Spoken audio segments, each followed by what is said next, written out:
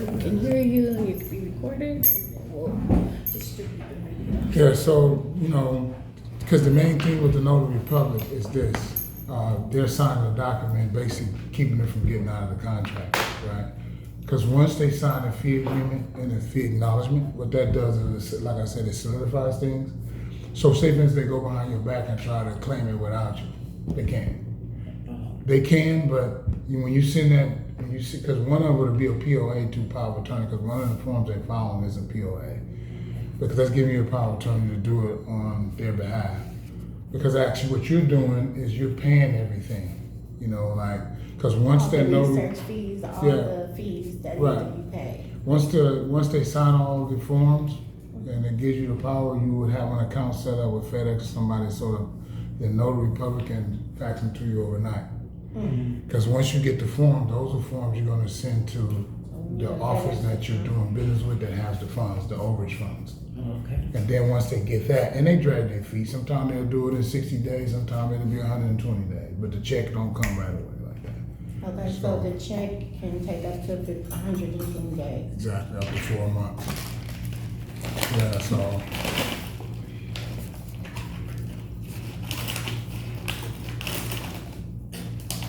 So we need to be building a pipeline. We need to be, if we're expecting a certain amount monthly, we need to be building a pipeline to whereas if we want to be paid monthly or bi-weekly, to whereas things are closing once we get it set up, like boom, right?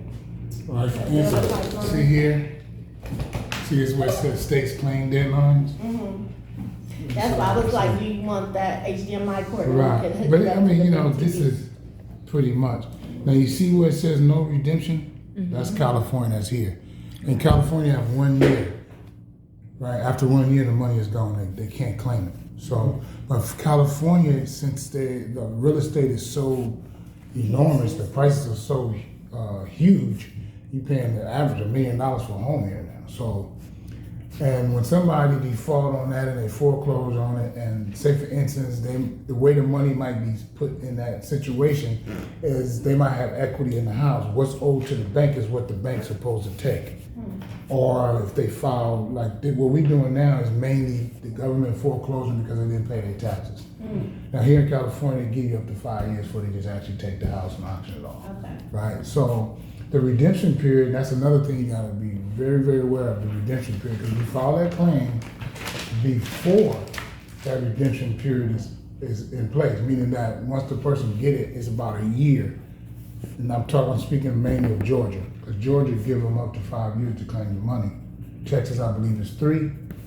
And you see what this here, where it says fee limit, this one has no limit. That's Utah. Right? Georgia has no limit, the fee limit. Predatory lending state. But this is the claim limit. 1 year in California. See that? Yeah. 3 years in Connecticut. 3 years. 5 years in Georgia. Texas after 2 years, but remember that's the attorney state. We can't do that there. Well, actually, when you start making money, you can, because it's about 15. But that we you have to make. have an attorney on You staff. can do everything except file a claim. Okay. And when you get an attorney that you know that you can work with, they're making money.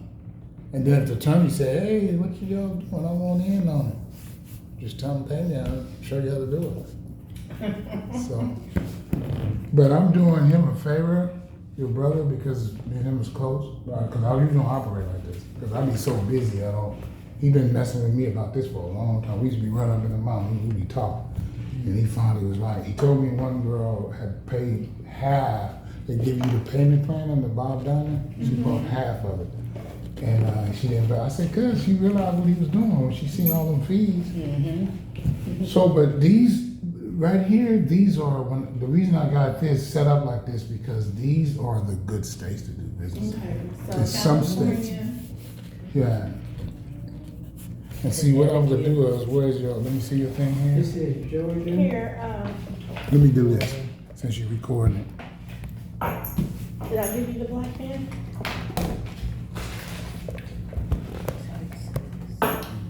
Here, the silent one. Here you go. What's that? That's the navigator tablet. Okay. It's a touch screen, huh? Okay. I'm just getting that whole thing in there so you can see it. Okay. And this is the main Take a thing. screenshot. You could do that too. But don't worry about, I'm gonna print all these forms out. Right now it's just to, cause this is not a one-day thing. So, You don't have to print them out, you can just email us and then we can, yeah, I can do that too.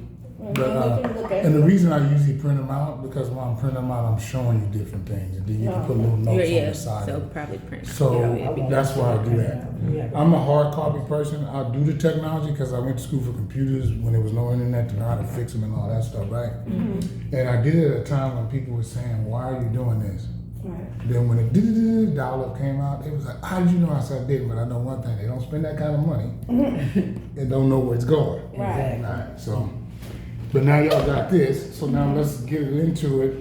But so let me do this. Now that y'all understand the state's claim deadlines, we call this the heat map, right?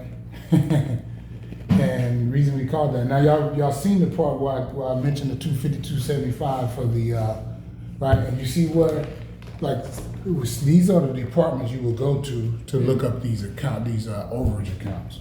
It's on there, so you get it. But today I'm just kind of briefly going over the tax collector in California. In California, I'm telling you, I tried to look up Oakland, Hayward, but I found Fresno County. And it was interesting because the way they do it, they operate a lot of times off the APN number, which is the number for the tax records when you pay your taxes.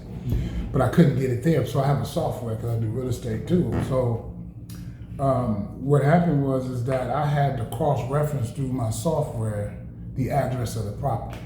Right. And then I cross-referenced it, and then it gave me all information on who the property changed to. And what I did was I followed a guideline of the time frame of the name of the person when the house was auctioned off. That's how I knew who it was. Then I wrote the information down and then went after it. And most of the property in Fresno County was open land. There's nothing there. It was like in the middle, because Fresno have a lot of it. It's in the middle of nowhere. But Fresno is not on here because California is the whole state. Right. But right here it tells you right here, Texas is a large state, right? California, Florida, Connecticut, Georgia, and Utah. Right. Now Utah, you see these rules they have. This is some of them, but the law is the most important one because that's the one if you don't follow, get you in trouble. Like here, Utah, right? It says specifically you cannot charge a fee until the county has held the funds for 24 months.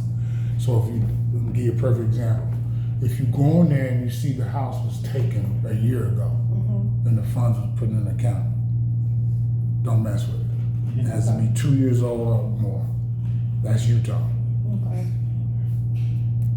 Because what's going to happen, and then say for instance, you know, you got these certain types of windows here, and you file the claim before the person can backdoor you and go and get it. So you got to wait.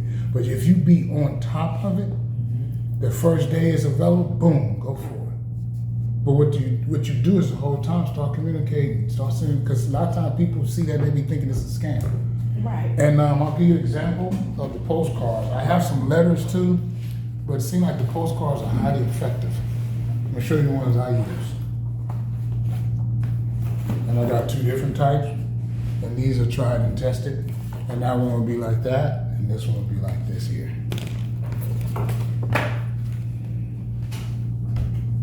And y'all, I've spent a lot of money to learn that stuff here. A lot of money. And it wasn't from her, the sister that taught me in Texas. It was from all the other stuff that I wanted to put with it, like filing for the business, all that stuff. Paying for all the money to set up with Duns and Bradstreet, because I have credit cards in this business. I have credit line gas cards in this business. I got 3 gas cards in this business. I have American Express credit card in this business. I have a Capital on Tap credit line in this business. All these different, because that's one of the things I do also. So, I mean, you have So to you worry do about. credit You don't have. repair? Yeah, I do business and personal. Excuse me. And I do right now. I'm a student. I've been doing it now for like 8 months. I was talking to her about the consumer law. They are violent. I was up studying late last night, and I woke up early this morning. I started studying again. I got kind of sleepy, right? So I started talking to myself and said, get your lazy butt out. Motivation. But then your other That's what I mind, had to do. yeah, your other mind would try to tell you, man, you work hard, you deserve a nap. I said, I'll sleep in my grave and my Right. retirement if I make it a paradise. Because they change So- stuff so fast. And yeah, they do, and it's designed to confuse you. I don't want to get off topic. I want to stay on. So when y'all hear this, but I'm introducing you to this so you can remember this from when I'm about to do things, because it's on a whole other level. So your internet is not connected. I know that. So right now I'm just looking up the documents, just showing you, different things that you'll be coming up against. Now, make sure you write down, it's findlaw.com, I believe it is. And that's where you go to and look up for each state. You said fine law? It's findlaw.com. That's the website. Final or fine? No, find, F-I-N-D. Oh, find. Yeah, findlaw.com. And that's where you find out per state when they talk about overage accounts and all that. You just type in and then that's your due diligence. That really don't have nothing to do with me, but I have to advise you of that. So you call me up, tell me they fined me $30,000. I said, well, I told you to do your due diligence. Yeah, so that's where we do our research. Exactly. So this is where we find our clients, do our research and cross-reference. Because what I'm doing for y'all right now, each one of y'all be paying me the same fee. That's how it goes in this business. They don't get it. They don't let you train a bunch of people. He asked me to do it, but I wouldn't do it for free. I told him that because of my time, So, and I gave him a discount, a real huge discount. You know what he gave. It's that per person. It's actually more than that actually, because I charge up to $1,000 a pop, but I'm cheaper than everybody on the internet. But it's getting to the point now. I don't even want to train people no more. Right. Let me see. Let me look in here. Okay. Is it under downloads? Don't worry, this is proprietary information. We will not be disseminating, information to 50 million people. You'll be see, they foreclose on average 3,000 houses a day. Wow. 14 to 16 million goes in that account every day. And it's already billions in this account all over the United States. I don't care if I train 1,000 people a week, it's still gonna be enough money for everybody. Because some people gonna give up, some people gonna get tired of sending the postcards and all that, right? And it's the way you say things. If you look at the postcards, the way it's worded, it says, we have been trying to contact you for an important matter. That means you've already been talking to them, because this one is a different type of format, because it's right here. We have some great news that will help you with your recent move. Because you're not trying to give them information to lead them. Because when they ask you, say, hey, by law, I can't talk to you until you sign a fee agreement. See, that's what I'm teaching you. Once they sign that fee agreement, they acknowledge it, the signature on the other one, that's when it's a done deal. And then the Notary Public kicks in and they give them their ID with their picture on it. You already know that name is attached to the house that was sold. Right? Then after that, you can tell them. Don't tell them before. Okay. This would be like the first one you'd be sending out, because that's basically right. And then this would be like the second one, like we miss you, we've been trying to. And then you want to start associating things, because when you start skip tracing, when you really get off into the deep skip tracing, the advanced skip tracing, you will start getting email addresses. And the way they get this information is like if you file for a loan at a bank, or you put your email on some type of thing that'll make you public, right? Then that's how they get that on the skip trace. And then it might be email, might be a landline number, it might be a cell phone number. And see, when you get a cell phone number and it's theirs, that's excellent, because then you can go into SMS texting, you can do ringless voicemail, you can do blast out on Texas through the thing, you can do all kind of ways you can communicate. And when they get used to seeing your letterhead that you're a real business, because some people do this business in their name, and I don't advise that to nobody. Because people see a name, I'm telling you, they just be like, this is a scam. But when they see a business, see, they could look my business up, I'm in good standing. They can go and see that how long I've been in business. They can see I've been registered as a business over 3 years. So they'll say, okay, this person's been around. They could check. They could check my credentials. So and that's what people look for. Then they get to seeing. You send your letterhead. You send in a letter with your letterhead. You send in Texas with your letterhead because you got it all programmed. And what you're doing is you're programming them. They get used to seeing it. And then you're actually building a little form of trust too, because they're like, wait a minute, I keep seeing this name. Let me check. And it's a script. It's just the way you talk to them. When you get them on the phone, you say, hey, I'm glad I contacted you because man, time is running out.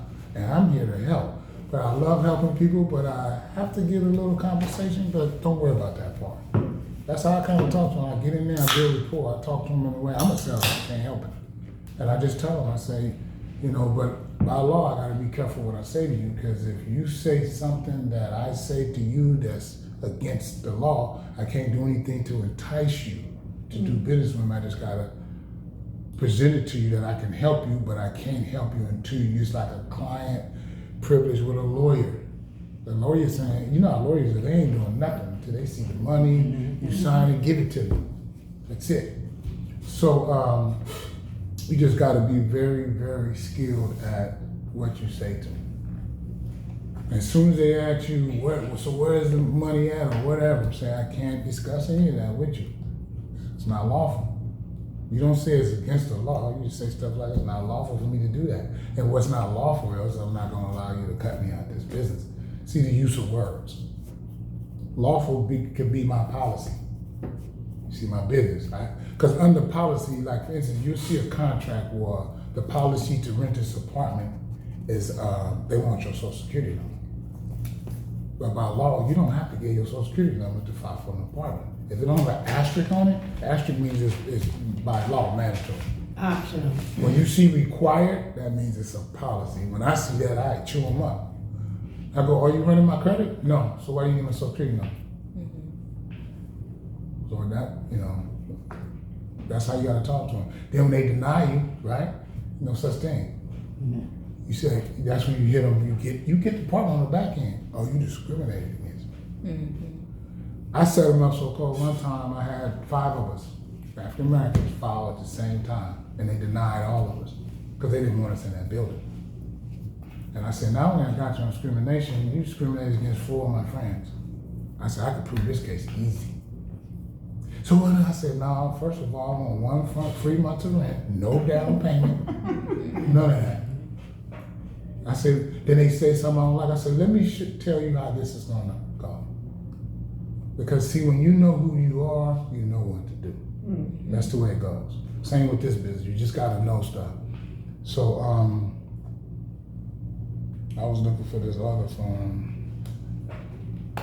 I got documents, I was just in there, but I think it's on this one is I'm looking for is on the downloads.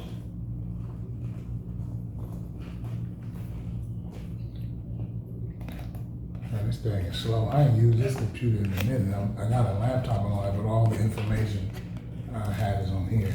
Now let me show you this one. Let me show you, since I can't open that one up, let me see if I can open this one up. And this is the 2020 excess proceeds for Fresno County. See how this looks? You see where it came from? See right here, City of Fresno? So when you go on these websites, you see that? They give you all those numbers that's to confuse you, but this isn't my downloads, but it's telling you what it is at the top. And you see how they do that APN number? They don't give you no address. Right. This is like a lot number or something, right? What is it, like a lot number? No, the APN number is to look them up under the tax records.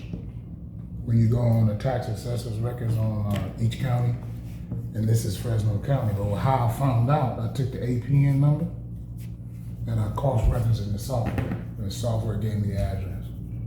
Then when I got the address, then I ran it through the software, and then the software gave me all the information on the real estate. Tell you who it belongs to. Right, they tell you when it changed hands. I mean, it go back. It show whatever's on file, how many times that house moved, pops up. But see how they do that intentionally, because how do you know who's owed $43,000? Right. Because of the tax number. Can we contact the tax assessor number and, tax assessors of that county and give them the APN and get the information or no? You could call in, yes, you can, but because they're supposed to give it to you, but due diligence again. But see, sometimes when I be studying in the middle of the night, I can't call them. You see? So, and I like to do the work because I'm getting more information from the APN number when I do all these skip trace and all that than I would get from them. Okay, so what website or software do we use to cross-reference the APN? Get the information, or you want to give us that information? That's that actually, be honest with you, that has nothing to do with this, but it's like, cause I'm in real estate, I can do that. You know what I'm saying? So, and that's why I was able to do it, but one of them is PopStream. Yeah. PopStream? Yeah, I accounts for them because I found a newer one where I can send contracts and offers and everything over the, I don't have to. I think it's another one called Red. They be having a commercial on TV now. Redfin? Yeah, is that a good one? They the one that charge 1% to sell your house, and they shooting the rest of the realtors in the foot. But if you think 1% of $1 million, That's not bad. $10,000 every boom, but they doing $20 or $30 a day. Right. So it's a numbers game. So, but this the sell price, and this was left over. This the excess proceeds. So I That's tell what we're after. right, we after this. But another thing is you also have to know how to do your due diligence to find out if it's collectible.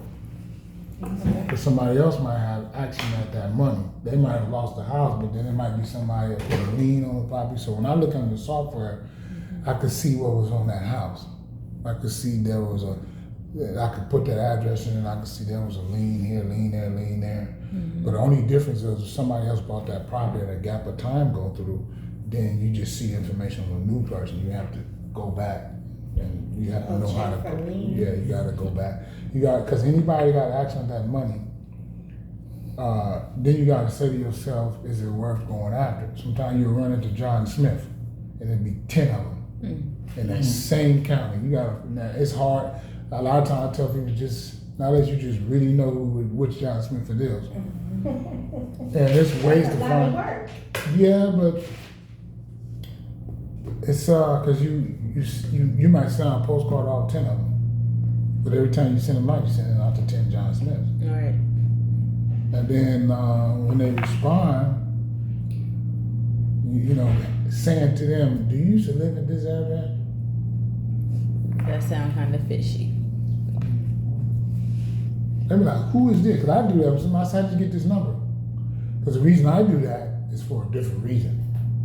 Because if my information was traded without my 15 USC 1681 B8 Section 2 permissible person by written instructions, I'm going to sue you. Because what you're saying is a $1,000 violation, but I don't tell them that. That's why I say, how did you get this number? Because I'm not public. You see? So when I get a bill in the mail, I immediately open it. It's a check to me. I'm looking for billing errors. I'm looking for all kinds of stuff. So this is just an example of how difficult they make it in California. And when I dealt with Alameda County, I'm calling the phone, they're not answering the phone, all that. You know what I'm saying? They don't want you collecting the money because they know 1 year later they get to keep it. Right. You see? So California, you just gotta. But once you get California down pat, you can make a lot of money in California. Because there's no redemption period. You can file for it immediately. All that stuff in the other states is not applying to them. That's why I showed you the heat map of all the states. California is vicious. They don't want you getting the money. So that's an example of how. Because it's another document I want to pull up. But that's one of the examples of how they do things. But when you start really getting into it, doing your due diligence, and another thing I tell people, if it ain't $25,000 or more, you're wasting your time. Because you got to think about the percentage that the person on the money get, the stuff you might have to spend to access the money, the time involved. So you want to put it like this: if it's $25,000, they're getting about $14,500, and you getting 11 something, right? How much did you spend? you might have spent $2,000 worth of time and maybe another $600-700 on the other thing. It depends on what state it is. So, in Texas, if you spending that $1,500 to $1,800 to that lawyer to file the paperwork for you, then you might want to up that to about $30. Because when you start doing taxes, don't get me wrong, it's very worth it. But that's when you're in a position where you got $50,000-60,000 sitting in an account and you're trying to do as many as you can in taxes. You saying I want to do 10 in Texas, that's $15,000, $18,000, but they all $30,000 and above. Because we got the biggest one that they got on here is $361,000 on this one right here, and that's what's left over. And if that property is free and clear, it just imagine you're getting 40% of that. Wow. That's a lot of money. So if you For 1 year. say 4 months go by, and you're getting say about 140,000, just estimated math. Was it worth your time? Because basically you divide that by 4. And you divide that by 4, that's about $35,000 a month. You see? That sounds about right. Yes. That's what we need to be, Right, 40,000 a month. And then the other biggest one here was 345,000. Then we had some smaller, 82,000. Then it just goes down. But those are the ones you want to, because if you target in and zoom in on them. But see, a lot of these that's on this one is already expired. But it's just I use it as an example. This is 2020. Okay. So I go back on there and see because they do it once a year. They put the list up. So we would be searching the list for 2022. Right. No, actually, when you go on there, they'll show you the last record, and that last record got to be within that year. If it's So only 1 year. 2021. Not specifically, they might put it in at the end of 2021, and because they gotta put it out at a time where it'll be about approximately a year before the next one, because it's a year to claim the money. They gotta give a person a chance to claim their money for that full year. They got all kind of tricks, So, but you know how it go. So we need to be finding the person within the first year, is what you're saying. You have So to if that have was it a in. 2020, if that was a 2020 list, it would have expired by 2021 of that month. All right. Okay, I got you. This one's expired, but I use it as an example because it was even hard for me to get that list. So we need to get the person to agree to sign the POA before the 12 months is over. The first thing they have to sign with the Notary Is Public is the fee agreement. Fee agreement. Yeah, so we'll go over that. I'm not trying to give you too much today. I'm just, like they said, wet your beak and give you something to think about and something you can digest. Okay. So you'll get used to the terminology of what I'm saying. And once you get used to the terminology, you start putting the information with the forms. Right. Okay, so step 1 is to get the list. Step 1 is get the list. Yeah. But before you get the list, always remember, do your due diligence on what state you're doing it in, what the law says, and how you can manipulate it. And then step 2 is locate the person. Yeah, once you know it's collectible in the law, then start looking for the person. Like Georgia, they'll tell you, they get, that's why I like Georgia. They give you the name, everything. And you got a lot of time to do it, but you gotta wait, make sure it's at least a year old. Because if it ain't a year old, they can come right back behind you, did all that work, paid all that money, and backdoor you and take it. And ain't nothing you can do. But after that year, that contract is solid with that Notary Public stamp. Because it's like sworn under penalty of perjury, it's stamped. That's an officer outside the court. When I do my affidavit of truthfulness, the other thing I do, that's what I do. I tell them the law. Did you follow GAP? Did you follow this? Did you follow UCC that? Did you that? See, I go on there and follow like financial statement under UCC, and then I follow and I make the agreement, the security interest agreement. Also, that's me personally, and I don't file that, but I file the financial statement, and all I do is describe it enough to where nobody can come take it. Because I'm doing all caps name, and I'm the Lord hired, the capital first letter then lowercase, and I sign off because that's me, and I'm separating myself away from that account. So I can prove it's me, and then, like for instance, once you copyright your name, police go to give you a ticket, you have all your information in the car with you. And you say, you can write me that ticket, but every time you use my name without my authorized information, it's $500. But I ain't telling you what to do. You can write the ticket. So give me your address, your house, so I don't have to invoice you at the station house. That's how deep it is. So it's like, all this is connected, like this business is connected to real estate in a lot of ways. This can go, the ramifications can go in a lot of different directions under this business. You start seeing stuff, because I was looking for one of these things in Solano County. It wouldn't let me find it, so I said, okay, I gotta call them. But what happened was, I tripped over another list. Wasn't even looking for it. And this was all this money that people who died or didn't know was there. So I downloaded it. And I said, I still gotta do research on it, but I downloaded it, and I said, wow, that's another business. Then it's a trip. Then I seen a guy advertise on social media the same thing. It's awesome. We gotta But it's get, awesome though. It's awesome to know that you have all these products that you can, spin this thing off into as we get to, learn more about it in the back, the ins and outs. even the person that's signing the contract with me to get that money, I know they got a foreclosure on their record.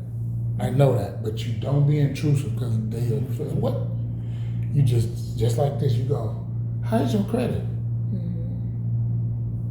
And they go, man, I got a foreclosure. You make them volunteer. Man, I got a foreclosure. I was like, would you like to get that off so when you get this money, you can get you another house? Yeah, but I ain't got no money. Stop talking that language. We're talking the mind of abundance and not of scarcity. Right. It's all you do is sign this other agreement, and it's gonna come out there $1,200. I'll stay with you till it's gone. Since you're a good customer, anything on your credit report that's bad, I'm gonna have it erased. And then I'm gonna teach you how to control your credit report. Every time they share your information without your permission, that's $1,000. Well, yeah. Anytime because the contract is I got a lot private, of money out there then. private between you and the person that wrote the report. Right. LexisNexis houses bankruptcies. I got them so cool. I say, so I hit the public records first, and I go, I'm trying to find this template. There ain't nothing showing up in that folder, okay? And I went to public records. I said to them, because this client I had was talking about, I had a bankruptcy, and I said, okay. And what I did was I called public records and I talked to him. And I says, did you share this bankruptcy with TransUnion Equifax and Experian? Did you forward it to him? Y'all have some kind of agreement and contract? He says, no. I said, to clear you, because I know you didn't do it, that's why I'm talking to you. I need something with your letterhead on it saying that you did not furnish that information to him. Because what LexisNexis did, they went on the public record site and got the information and sold it to them. Right? Then once they do that, I mail that letter, a copy of it to all TransUnion, LexisNexis, and all of them. And then I hit them with the laws about, you didn't get my permission, I didn't write it and tell you to do that, and boom, boom, boom. Remove it immediately.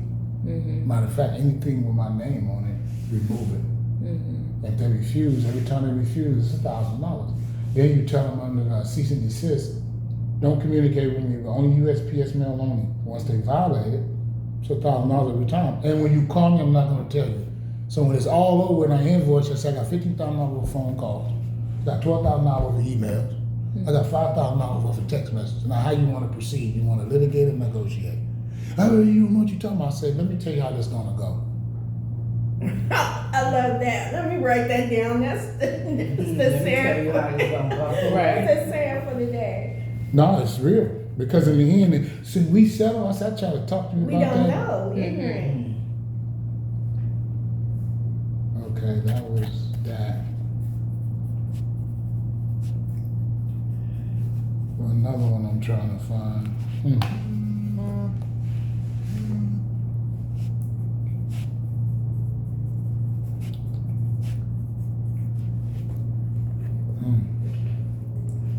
Okay, so step 3 after we locate the person is to, get them to sign the fee agreement. And the fee acknowledgement. Fee, The fee agreement's in there, agree with you under the terms of 64, because they should get the lion's share, it's their money. But you telling them, when they say something, why should I pay? You say, hey, you ain't got that much time. This is a time thing. Once it's expired, they get to keep the money forever. You know, and then you tell them, but I love helping people, but at the same time, I need to make money to continue to do this. I said, you don't realize how many people, and I says, I don't think you understand what I'm offering you here. It ain't just this money, it's other things that you're entitled to. But we'll talk about that at a later date. But right now, what I need you to do is let me get this paperwork in, because the process is between 60 and 120 days. The longer you wait, it expires, and then you can't get it ever again, or you can do it now and we get this ball rolling, and then we could, while you're doing that, we can work on that other thing we was talking about. I asked you how with your credit, you said you got a foreclosure. But when you do that, we can work on that meeting because you already signed. You ain't gotta wait till the money get to me, because I know the check is coming. right. And then they see their credit report is improving before the check comes. It's another form of trust. You're building, you're over delivering. Right. You tell somebody, I'm gonna give you this, and you come over deliver. That's what business people should do. Right. Add value to the marketplace. You give people what they want, they give you what you want. That's how it go. So it's just, and you gotta, this is what I'm teaching you here, we as a people give up too easy. I test people all the time, they give up. And I go, okay, here's your sandwich. What did you give me a sandwich for? Because after the sandwich, lunch over, not only is lunch over, this whole thing is over. All right.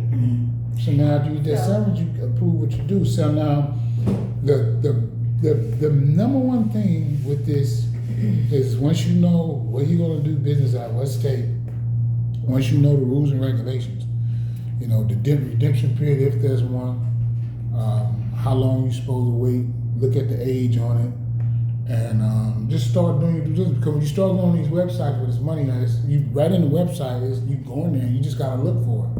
Each website is different. And then you look for it, it'll tell you if there's a claim on the money or not. So how much should we expect to spend upfront trying to locate and contact the people? You said we need to skip trace account. How do we find the people? Yeah, not necessarily, but it helps. What I mean by that is you get to get more information to work with. It's like for instance, having more tools to fight with if you're in a battle. Because say for instance, you go in a battle, he got a gun, you got a gun. But you come into the battle, he runs out of bullets and you got other weapons. So is that similar to like running a background check? Like the background, like, okay, No. so there's this, okay. No. So what are some of the websites for this skip trace, or how we locate people finder? Well, you could, when you get PopStream, on PopStream there's an option for you to skip trace. Okay. And what you're skip tracing is the name and that address. Name and address. Right. And see what you want to do on the skip tracing, since they charge 10 to 12 cents per skip trace, you want to make sure you got a list of skip trace. Mm-hmm. Because once you get all the properties you target that you're going after, you probably put about 50 of them in, or how many you can put in from that one list. Mm-hmm. And my advice is, I usually wait till I get 3 or 4 lists and get about 100, and then just make it worth my time. Now, once I get it back, I got something to work with. So then once you get it back, and you do a mail merge, boom, print out the labels or whatever you're printing, and send out the postcards. Right. And also, they got services now, technology is constantly moving, to where you don't even have to mail anything. I have a thing what I call lob.com. I send all my mail through there. But I don't know what I want. LAUB? No, it's LOB. Okay. And I send mass producers. Like for instance, if I want this postcard sent out, I can send it to them, and they'll tell them every time I want to use this one first, the second one, this one. But once you've got the template in there, you just tap on the one you want to send and tell them to do it through this. So there's a mail merge, or what is it called? What is it called? You just said it. Law? No, he Mass. said lob. No, I was live like by- when you don't want them to have your address. when you sending the stuff out. Oh, okay, so, Well, they'll have your, It's that- you want them to have your it's- business address. They gotta have your business name, your business address. So, and website or whatever. yeah, because I have a website, I have a business email, I have all the stuff that's required for a business. So Right. when they look me I don't up, wanna be anonymous. yeah, when they look you up, they see the business name, they see the business website, they see the business They can Google you. email, huh? They can Google. And they can look you up. Right. And my business is also registered with 411 Business, also registered with superpages.com. It's also registered with all the listings for what a lender would look for. So that makes you look super legit. Mm-hmm. And 411 business and what else did you say? superpages.com. Super pages. Yeah. A lot of people don't know about Superpage, but a lot of lenders look at it. Mm-hmm. It also gets you a DUNS number, Duns and Bradstreet. Exactly. The DUNS number. Right. And your EIN number, all that. So, I have it. I have 4 EINs, so and I'm familiar with the DUNS number and the super pages, but not the live, the PostStream or the 401 business. PropStream? PropStream, PropStream. PROPSTREAM. Prop. PropStream. Prop. PRO. So it's great that we're recapping and going over and make sure. Prop stream? Yeah, you are. Yeah, but I was going to, make sure you got it right anyway. We just going over things.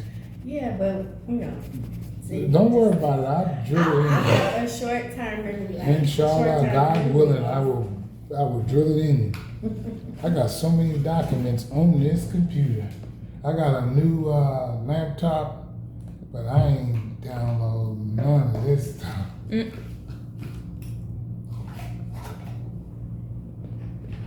Okay. So the LOB is what you want to use to put the address and stuff on the postcards and stuff like that? I found one of them. Yeah. What is the gift list? Then the find.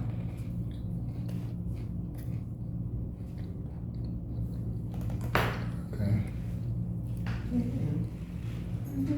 No, the LOB is to send the postcards, but you don't have to put it through the mail. You could just click on it and send it over. So if it's snowing outside, raining, you can Yeah. run this business without ever leaving your Uh-huh. comfort. So it's like a virtual assistant. A virtual When mail. you get good at this, that's what you do. You train a virtual assistant. You put videos up, and a virtual assistant learn from the video, so you don't have to do anything to train anybody. Okay. And they have to check off at the end of it, so you know they're following it. And you'll ask them a question. Only way they can answer it is that they had to watch the whole video. And you say something the video had nothing to do with the thing. If they didn't watch it, they won't know the answer. You see? And then you start building courses. Yes. I can't wait to that part. I already got it in my mind. And then people click, tuk, tuk, tuk, tuk, tuk, tuk, tuk. You wake up in the morning, oh my goodness, man. I don't feel like going to work today. Oh, I made $15 last night. I'm just going to have a lobster. Okay. But I'm greedy, so I'll be still like, call my virtual assistant, somebody be like, hey, I got a bonus for you. Because I mainly deal with people in the Philippines, so, and the average going is $5 to $7 an hour, right? But what I do is I constantly find people that I can put in a position of manager, and I have them go recruit other Filipinos. And I tell them the better they speak English, the more I pay them. I want them to be fluent. Right. And then we're gonna talk on the phone. I'm gonna teach them slang. I'm gonna teach them business slang. So you get space. Yeah, man, what's popping? Yeah, let's pop that contract, baby. You got that, man. You got that. See, let me get you a job. They man. love it. They be They like, love it. you say, where you from? I'm from the Philippines, but I'm about to come see you. I'm gonna get on this plane. Right. And they be like, whoa. And you just gotta know how to like come in and make people laugh and make people smile and Bring down their guard. the energy. And the best time to talk on the phone, don't be sitting down, stand up. Because your blood is flowing. Feel that energy. Feel that Because energy. you sit down, yeah. I'll be standing up the whole time, walking around, how you doing today? Yeah. They be like, how you doing? I'm like, You get "I'm your doing energy great." through your feet touching the floor. Right. I'm doing great. And I have a great opportunity for you today. Because you don't talk about you talk about what you can do for Right. them. Right. How you can improve their life. How Exactly. you can help them. You've been messed over, and I'm going to make sure that don't happen no more. Because once you start copywriting your name and getting these people their money back from their house, getting took from, and most of those people are older folks on a fixed income. So you're helping them. And you know what happens? You get, say you get a check for $175,000, you get the check, and it's a tax write-off, because you put it on your business name and go visit them. They show up at their door. How you doing, Mrs. Anderson? You know who I am? Your voice sounds familiar. I said, I'm gonna give you a hint. How's that new house? Come on in. You seen me? He said, you got any friends in this problem, let me know. And don't tell nobody, because I ain't supposed to say this, but I'm gonna put something in your pocket. Right. It ain't no check, it ain't nothing, but I'm gonna put something in your pocket. You see what I'm saying? And then, you just, And you know they got a lot of older friends that own homes or have problems or about to lose their home because of the inflation, especially now. Yeah. and Sorry, I also, didn't mean to cut you off. no, it's good. I want people to chime in, but it's like, you just gotta get to the, I'll open this one up. This is California State Legislature. Let me see. Let me open that one up. It's a text document. Come on, man, this thing is slow. It's a dinosaur. I bought this brand new in 2019. I did a lot of work with this thing, but I keep it in the back of my car so I don't forget it. That one was slow. I took it back. I was like, I can't. I was mad. Especially when you start putting a lot of stuff on it. So you have to like use a thumb drive. It'll move faster. Yeah, but so now, this here is just a map. Okay. And this map here is Can basically you put it saying up? where it's best to do business at. See right here, easiest states to work.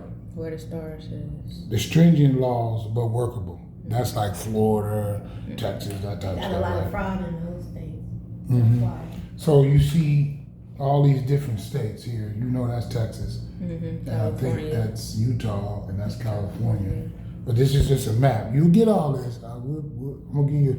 But I'm here. What I'm doing today is just to get you used to the lingo and getting used to finding out what the laws are and finding out what's required of you after you find the law. When you look at the list, how you go about, what you call deciphering the list, breaking it down, who you gonna go after, and then a lot of times put little notes on the side. And always remember, in this business, it's just like real estate. When you're trying to get somebody to sell you their house, their house to you, is follow up. Somebody tell me no, I put them on a little mark 30 days, and I put the date on there. When I see them, it's time to call them back, because you don't know what changed in 30 days. Hey, Mrs. Anderson, I'm just calling to check on you. Yeah, I know we had a conversation, but how you doing? Don't say nothing about the house. Right. How you doing? Everything okay? Yeah. And then she might say, so you was talking about buying my house, but I think about selling because these kids driving me crazy. They want this money and all that. They won't help me. They won't act right. Right. Won't pay nothing, pay the tax. I'm on a fixed income. I says,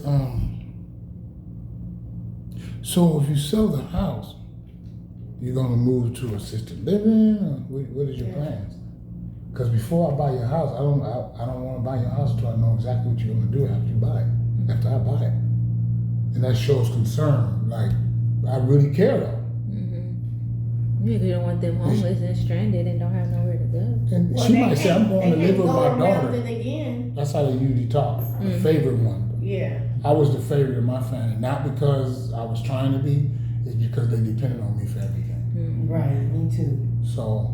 I think that's probably why all of us are here. I think Right. that is the connecting factor in this one. So this is just a map of, because you see those 4 stars. Matter of fact, if you work those 4 states, you're kind of like, that's getting your feet wet. But when you get good at those 4, then you start branching out, because in some states you can't do it at all. Right. Where it says no overages, those are the ones you just absolutely, it's only 4 states. So you're saying the 4 states with the star is the ones that we really can learn this business.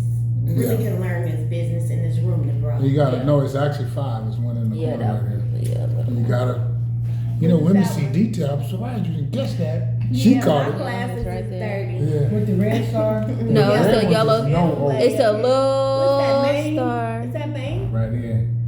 No, Maine is way down here. The orange stars is the good states. See where it says right here? It says read laws carefully. Mm-hmm. That's they very stringent. Yeah, In Florida. you gotta read them laws. Florida is very workable, but in Florida you have to That's get, Florida. right. But in Florida, because the sister in Texas, she working the hell out of Florida, but she's established, like she really like trenched in, because she taught me. Mm-hmm. She taught me 3 years ago. Mm-hmm. I gladly gave her $1,000. No When I problem. seen by, and she was no hidden fees in the Bob Down. I said, I wish she was friendly. Saying, you know, I would have been like I would have did some street stuff with it. Like, so you saying 1,500, right? So when I give you 1,500, that's all I give you 1,500 to do this business. Yeah. Then all of a sudden I see another fee. I'll be like, how much money you got in your pocket? You might like, I don't know. So total to do this whole package would be total how much? How much I have to give you today to do this whole package? And then when he tell me, I'll separate the difference from the 1,500, and I'll say, "Do you got $3,400 in your pocket right now? Because if you don't, it's gonna be a problem." Exactly. You Because you're just not told making me. the money you're charging. You just told me $1,500 to get everything. Right. Lying. Yeah, I don't like people like that. Trickery. And if I offer you something, it's not because you have to buy it. Mm-hmm. I'm offering because it'll be a plus, Right. but it's To not add to required. it. So let me continue to move here. And that's the thing about it, I had a bunch of stuff printed out already, but I be switching cars, and I was like, maybe it's in the other car. I was like, okay. So let me pull this one down and pull up this other. I already showed y'all the other one. And this one didn't. California can use it, the text code.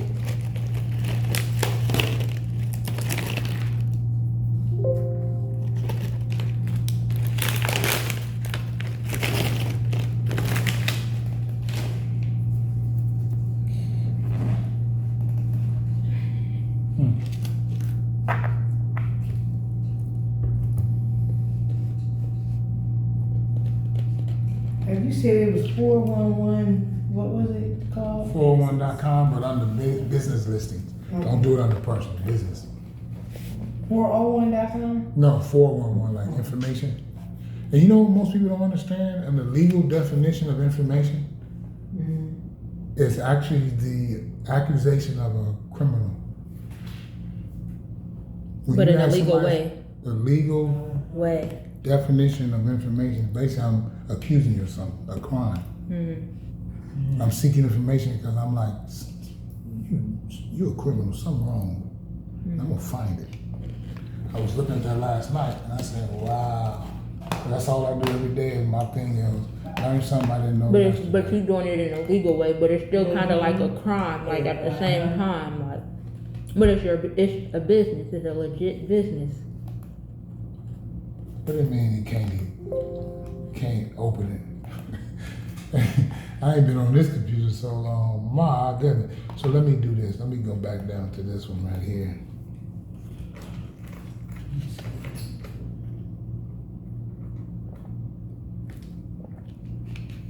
Okay.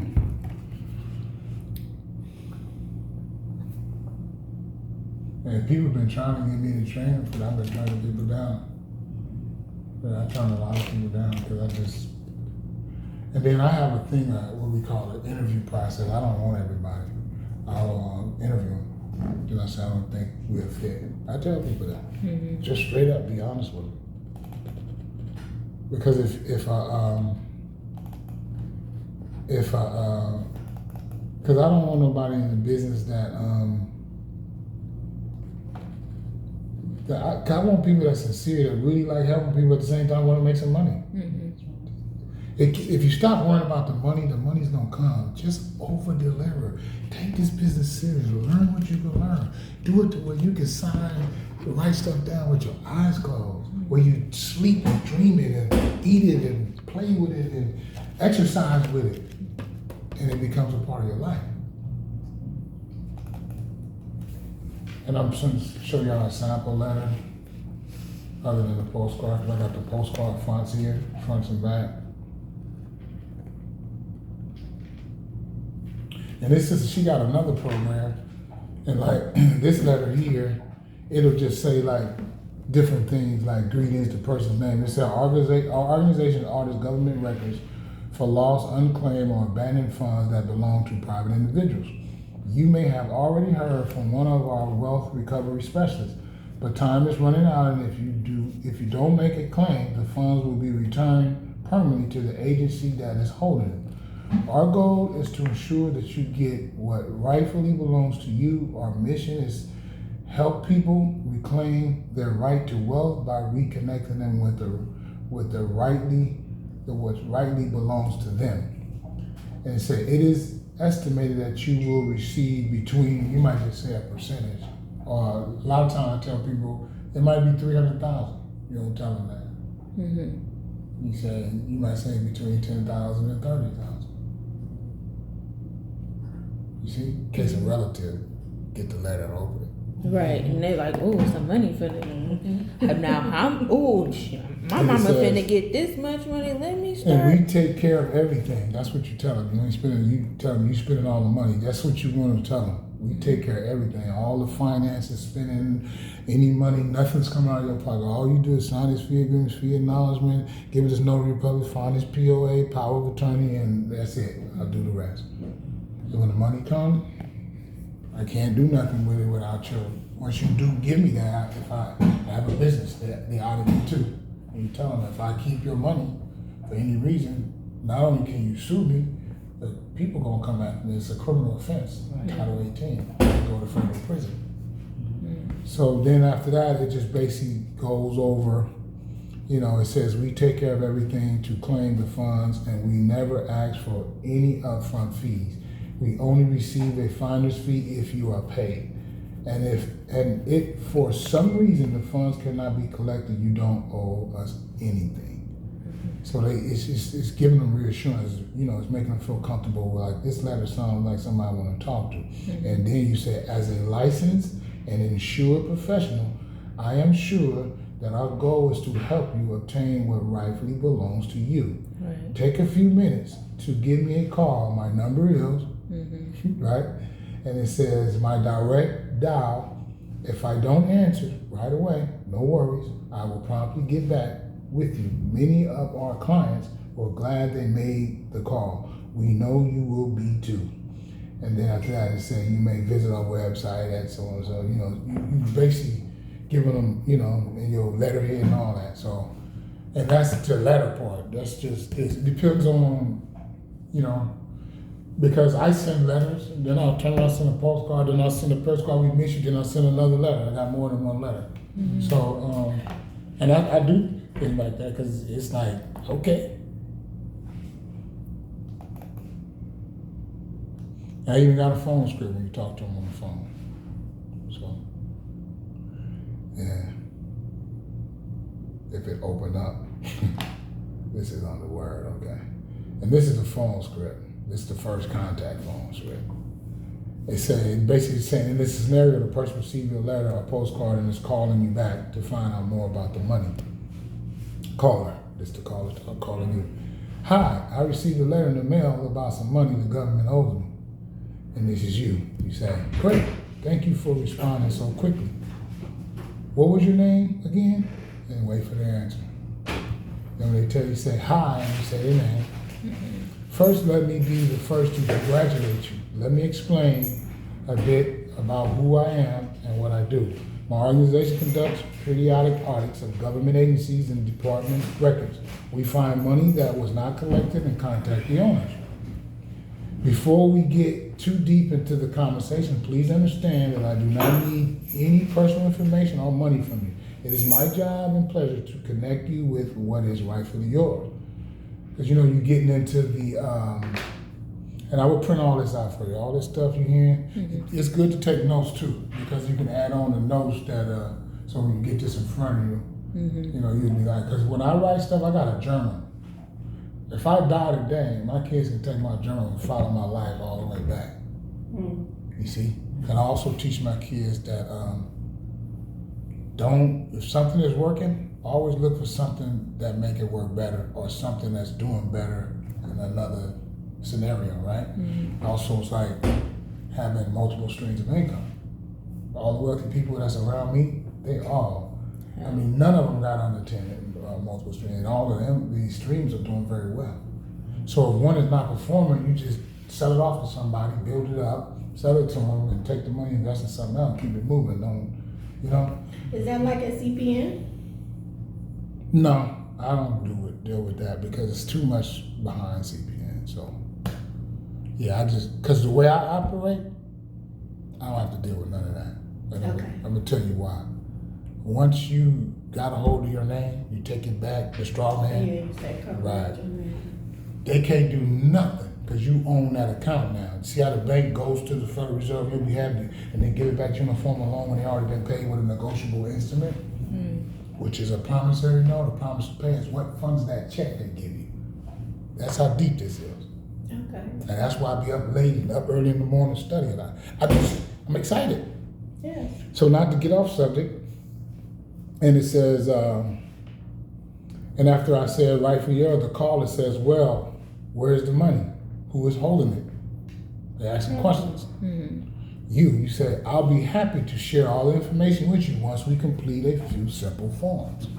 And that's when you get them to sign the Fee agreement. fee and acknowledgement agreement. Right. That's where that comes into play. Once they sign, they say, yeah, let's talk. Talk about that money. Yeah. And they say, why are you so excited? I'm excited for you because you get the lion's share. Right. So it's your money, but I have to get paid because I like helping people. But if I don't get paid, I won't continue to help people because I'll be broke. Right. And I'll be asking you to loan me $5,000, right? We don't want to do that. And they're like, no, we don't want to do that. I said, okay. And then I say stuff like, it's a time thing, and then once you lose it, you're gonna lose out on it. But this is what I do. And then after the forms, I say, I'd like to schedule a notary to deliver it. That's what they're expecting it. So that's step 4, assign the notary. Mm-hmm. And you go to 123 notarypublic.com, I believe it is, or is it notary.com? It's one, don't worry about it, I'll look it up. Because I got so much information in my head. I'll be trying to, all these different things, because I got 3 businesses going on. And then it says, I'd like to schedule a notary to deliver them, or you available, give them a specific time. And if unavailable, have them commit to one. Like you might give them Tuesday, Wednesday, Friday, or Tuesday, Thursday, Saturday. And you can say, what days are you available? Because I think I have some 3 days open this week. And they'll go Saturday. I say that's one of the days. Tuesday, Thursday, and Saturday. How to be like, man, this was meant to happen. So, and then they'll ask, what is the paperwork? What is this paperwork? People, and this is you. The paperwork confirms that you are allowing us to help claim the funds and gives us permission to deal with the agency holding them on your behalf. Basically, kind of a slick way, almost kind of saying like, they're not gonna deal with you because I'm professional, I can get it done, because if you do it, they're gonna try to chip you. But I'm not really saying that, but they're thinking. And then when they say, where's the paperwork, and you tell them on your behalf, the caller might say, how long does it take to get my money? Especially black folk, when do we get the check? Right. And you say, well, we can get the claim started in about 24 to 48 hours. Then if it take anywhere from 30 to 90 days for the agency to process the check, call them. What's your fee? They're gonna ask because you already told them on your behalf, right? And that's when you say, we typically charge 40% of the amount collected, with 60% going to you. This is after all expenses. Because technically you could charge them 40% plus what you paid. But me, I wouldn't do that. I pay mine because I got credit cards to write it off as a business anyway, right? So then you say the person's name, and then the caller say, of course, and then you say, so, George, let me confirm that the notary will be there on the date and time to complete the paperwork, and we can get started right away. I look forward to working with you, and thank you again for getting back with us. And you end the call. And if they leave a voicemail, got that script too. And it might say, hi, my name is so-and-so, I am with a company called boom, boom. You might be calling them, right? And if you could give me a call back at your earliest convenience, that would be great. But it's supposed to say have right there. It said, I have some good news that is best not left on a message. Looking forward. Take care. Just a simple message. Just pique their interest. Who are you? Call me wrong. And then you get with the phone script. Stay call, you hook them, right? So you'll get all this. I'll print all this out. You'll get all this. Okay. But I'm going over it so you know that it's a complete package. And that's why, people that's doing this is charging. But I personally like to be upfront about what it really takes. And don't want a person to be like, now some people sell you stuff and then say, this is good, easy deal. It's easy, no, it takes a lot of work. It seems like we have to do a lot of research and we have to study these laws for the states we want to work in. Once you learn the laws in the states, one state first. and you don't then have to look at them no more. compensate. You just write it down, what it is. Then once you start doing the paperwork, sending it in, and once you get that data 3-4 times, you could basically do it, because Texas, we can't do that. Oh, Utah, we can't do that. California, we can't do that. Especially when you keep seeing the same paper. Yeah. And then you know. And then your paradigm start being, your subconscious mind is programmed now. Now you got a different habit. Right. Your habit That's now is, how can I get to the check? 7 to 14 days establishes a new habit, form a habit. 7 to 14 days of repetition. So just imagine you're the type of person, because I ask people this question all the time, and I'm gonna give you a scenario. Remember that thing I was talking about, Fresno County, 361,000. Say you do that claim, you put it in today, and just say 120 days from now you get that $35,000 a month, right? First thing I ask people is, what's the first thing you gonna do with that money? Wait, what, excuse me. Why is it $35,000 a month? Because when you get 40% of 361,000, that's about what it is, 140,000. 35, 70, 140. So if it takes 4 months, that's approximately what you make. But if it's 3 okay. months, it's even bigger. Right. If they do it in 60 days, Yeah. like So time is 70,000 a money. month. If we could turn it around faster, we make a larger profit. Yeah. And then my thing is to people is I tell them this, 2 other things. Don't just do this, 2 other things. Right. Have money coming in. Right. And this is like a business, but once you start, the checks start coming in, you keep doing it, then they'll start coming like every month, so 2 a month, 3 a month. That's what I've been saying about the pipeline. Yes. And then it's to the point now, you bring in 100,000 a month average, 150,000 a month average, 200,000 a month average. And I know people is doing it. I know people that make $2 to $3 million a year doing this. And they don't trip off that because everything is paid. But the reason I asked them, I'm gonna ask each person, what would you first thing you do with the 140,000? The first thing you would do with that money? The first thing I would do with the money would put it into another business or to help somebody else. That's good. What would you do with it? I would buy real estate. Okay, what would you do with it? I would probably purchase real estate. What would you do with Invest and train some other people. it? Guess what I would do with it? What? I would put it in a Trust fund. whole life insurance policy. Right. Turn it into my bank. Borrow against it, then open up a business and pay it back to that while both of them is growing at the same time. Right. Okay, now say that again. Oh, we got it on the video. Yeah. See, that's why the video him moved above If it's the a information. whole life insurance, you can't get all that money back. Yes, and it's tax write-off. And you're paying that interest back to yourself. And it has a death certificate on the end of it, so if you die, that death certificate replenishes the Take whole care of my account. kids. For your kids, right. Yeah. Yes, we have to. So this is a state statute code website. What's the state statute code website? And this is what I was talking about on the caps on the finder fees. This is why I brought this up. See what it says, state statute code website? It says the index of state law, hyperlinks, and it said right here, note, some states have caps on finder's fees. This list will lead you to the state's statutes that regulate excess funds for tax sales. Copy and paste the link in your browser. Okay. look it up. You'll get a copy. of it, so. Exactly, but I'm just making a note. And if anything changed, the website, anything linked, it's not hard. Once you get that information, it's not hard to find it. You just keep moving, looking around, you'll find it.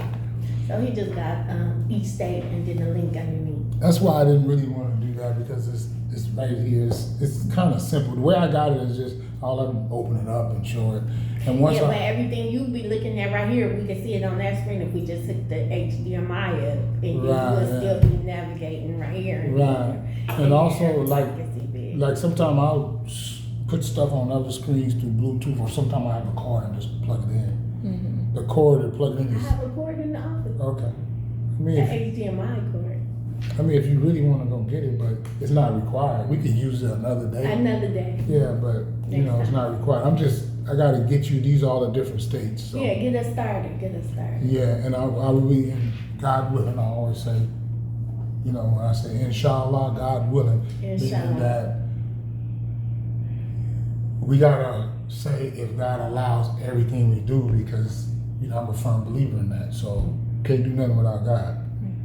And always ask God to bless us. Before I go into a business, I do this prayer. We call it the Istikhara prayer. That prayer is to ask God to bless you in it, meaning don't any harm in it. And if it's good for this life and next life and all that, bless me. But if it's not, turn me away from it and replace with something better. Because I want to do what you want me to do. I don't want to be Can we bad. get a copy of that prayer also? Yes. Mm-hmm. And then, waking up before the sun come out, when everybody else is asleep. They say God comes to the lower heavens and say, which of my servants neglected sleep and asked me for something I shall grant it to Right. him. And I've got up many times and it scared me. One time I asked for something, walked out the door and hit me in the face. Right. I was like, should I go back and pray again, or should I just sit back Don't question it, don't suck question this it. in, because this is deep. Because I had a brother face with death penalty. Mhm. I prayed. I went to Hajj in Mecca, and I prayed on Arafat. And my brother was like, I don't believe in that God stuff. Oh, they trying to kill me. When I prayed, took the death penalty out, but he didn't let him out because I was high. But then when they overturned his sentence 15 years later, he almost walked out the courtroom because he did something I told him not to do. But I didn't say, see, I told you, I didn't say none of that. I just said he answered these prayers in the way it's supposed to be. And my brother ain't ready to come home yet. But he was supposed to go death penalty, right? Don't get death penalty 2040 to the parole board. New trial, you get convicted again, now you go to the parole board next year. Well, they changed the charges, they had to. So the prayer was answered in a different way. So, and now, okay, we're familiar with that. Now I got all that, but let me go to this other one. These are steps. I'm bringing you to the steps. And And then how many more sessions will we have? probably 2. Okay, Depends on how fast you absorb it. okay. Yeah, but most likely 2. This week or next week, or What's convenient for y'all? I like to get all the information at the same time so I can see the whole process and start trying to practice doing it. I would like to do do the whole process. It's a But practice. It is a practice part of it. I'll Yeah. tell you to go look up and find a list. Yeah, before I start just. Doing stuff, huh? Yeah, I want to make sure I actually got the steps down. I have the confidence to do the scripts. I'm competent in having the right laws. I can write them out and already have them set up. So when I start doing the paperwork, you know what I'm saying? I have everything individualized per reference back to- per state. And then I can just, practice my script for that state and just on Monday do California, on Tuesday do this state, like that. For me, that's what I would like to do. And that's why it's good to have a printout too. Have Yeah. like a reference. That way I don't get myself confused. You know what I'm saying? But what I learned, What you say is that's not efficient. no, what I learned is that when you give people too much information at one time, they usually don't digest it in the chunks. No, I don't want to do it all in one day. I want to go through the steps how you want us to go. I just, what I'm saying, at the end, I would like to have time to practice before you would just release us. like, make sure, But the thing about it, I'll still be with you, no okay. matter what. It's like a mentor. Yeah. Okay. You could be able to call You me, kept talking about them fees, That's I'm why- like, I don't know. but, you know, cause right here in this room, with what I charge, this will be $4,000. Exactly. One. So I didn't know how available you were gonna be, if you were gonna, you know, I work for myself, so. yeah. I'm a Class A truck driver by trade, still got my license, still got that. I just got a lot of different things I can do. So if anything happened, we need to make some money, I could just jump in a truck, I can go do this, go do that. I don't leave those, I don't shut those options down. Right. You Even- said 10 You just put them streets, to the side until. And when I got out the trucks, I was making over 2,000, some weeks 2,800 a week. So, but people, oh, that's good money. No, it's not. No. Not what I'm You making. can make that a day. You can make more than that in a day. So this would be the notary, the mobile notary agreement, because you want a notary that's mobile, that Right. they gonna travel. Y'all work out agreement what they're gonna charge and all that. This will be the agreement. I will give you this. You can see it. This will be the agreement. So there's no misunderstanding between you and the notary. Mm-hmm. The agreement between you and the notary is for them to follow the way you tell them to, Okay.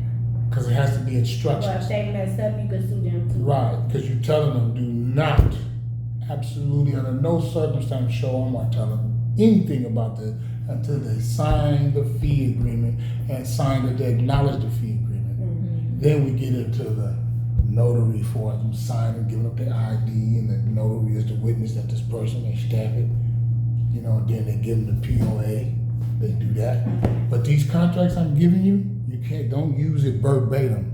You get that contract and make it fit you. Right. Put This- our business Because there's name. really no template. It's just to give you instructions An on idea. this is how you do it. Because I'm not, people into templates, I hate templates. Right. I'm gonna tell you why. Because it's dumbing people down. Because it's Right. making them not do, like I tell y'all, do business. You making don't know people what not it say. doing. Because when you do it yourself, it's nothing like the power of that. It's nothing like it. Because you start realizing, I am a genius. But I was like, I need a template. No, you don't. All you need is, like for instance, when you go to sue somebody, all you need is the law, the case law, people sue for the same thing, and tell your story with emotion.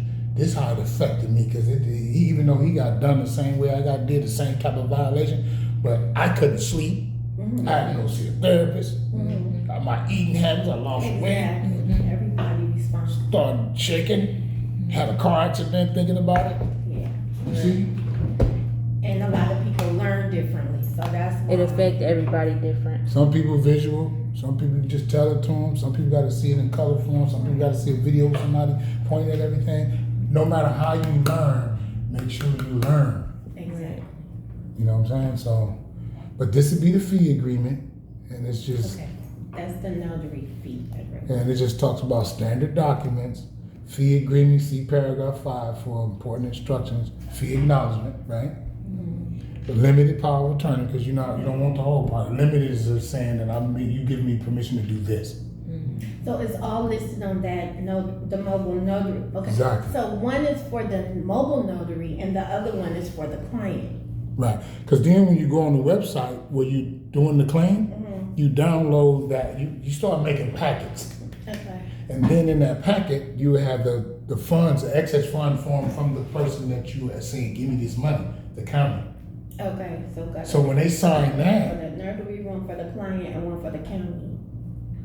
no, the one the original one, that client signs, that's why they overnighting it to you FedEx.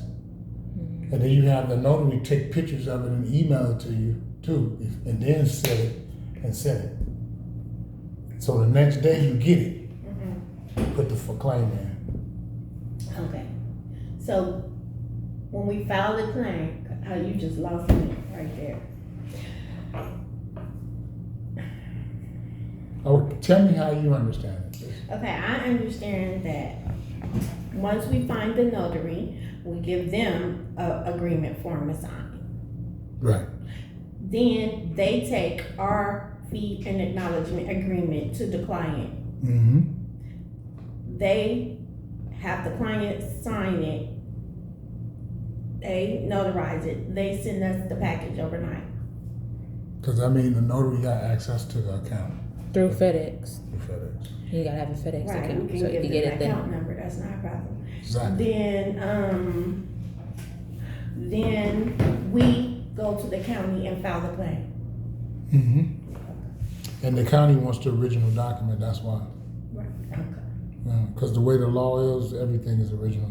When you go to court and they come in there, like for instance, you tell the banker to give you the original promissory note with your signature on it, that one you signed for that date. They can't produce it because they already sold it.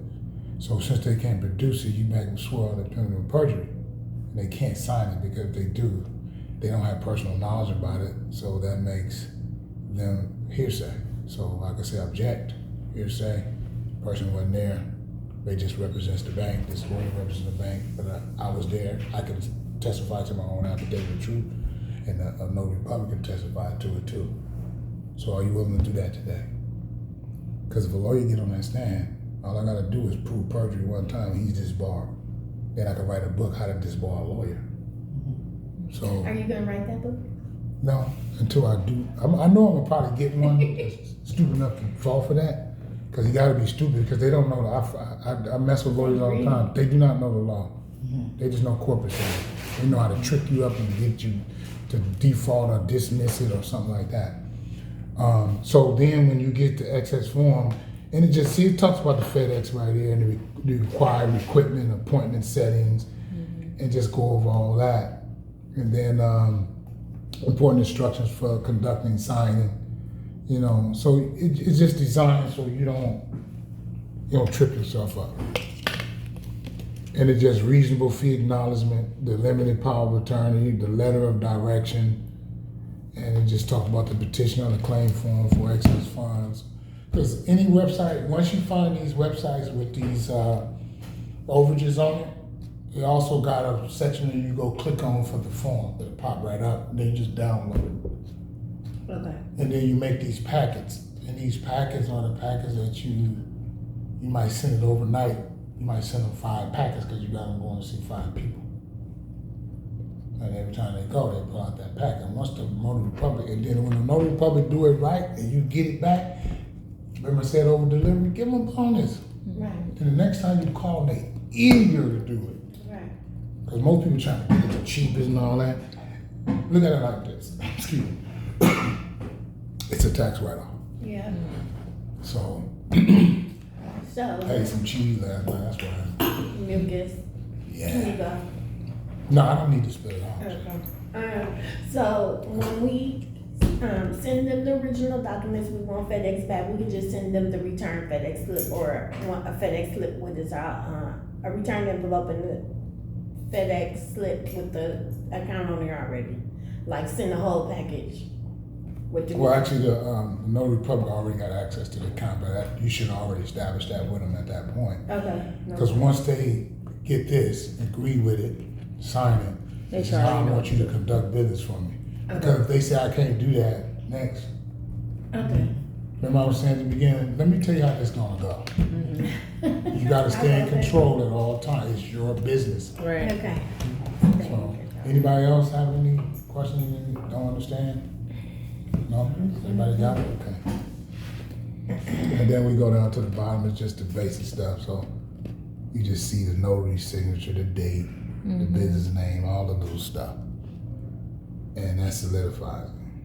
And then they also talking about agreed compensation, so there's no misunderstanding. I thought you was gonna get it. Okay, so yeah, we filled that out as well. So all that's filled out before we send the packet for each individual Yes. in that state. And we won't Because file. once they do all this, then they're saying, okay, I got you.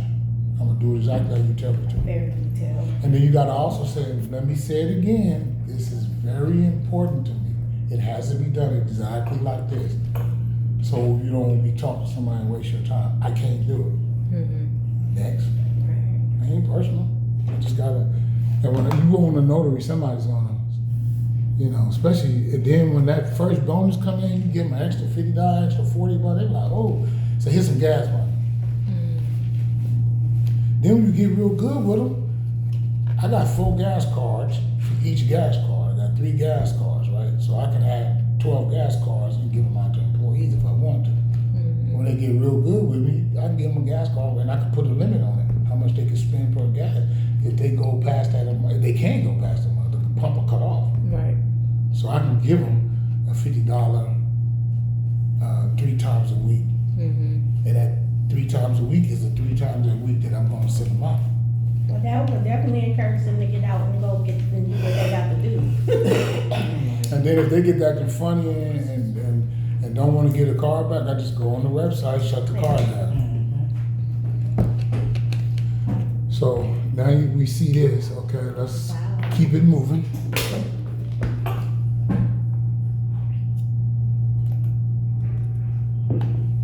Now you get to see a sample of the fee agreement.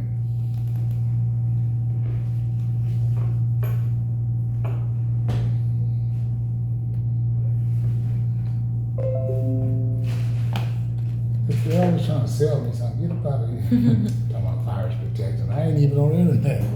I'm just looking under my documents.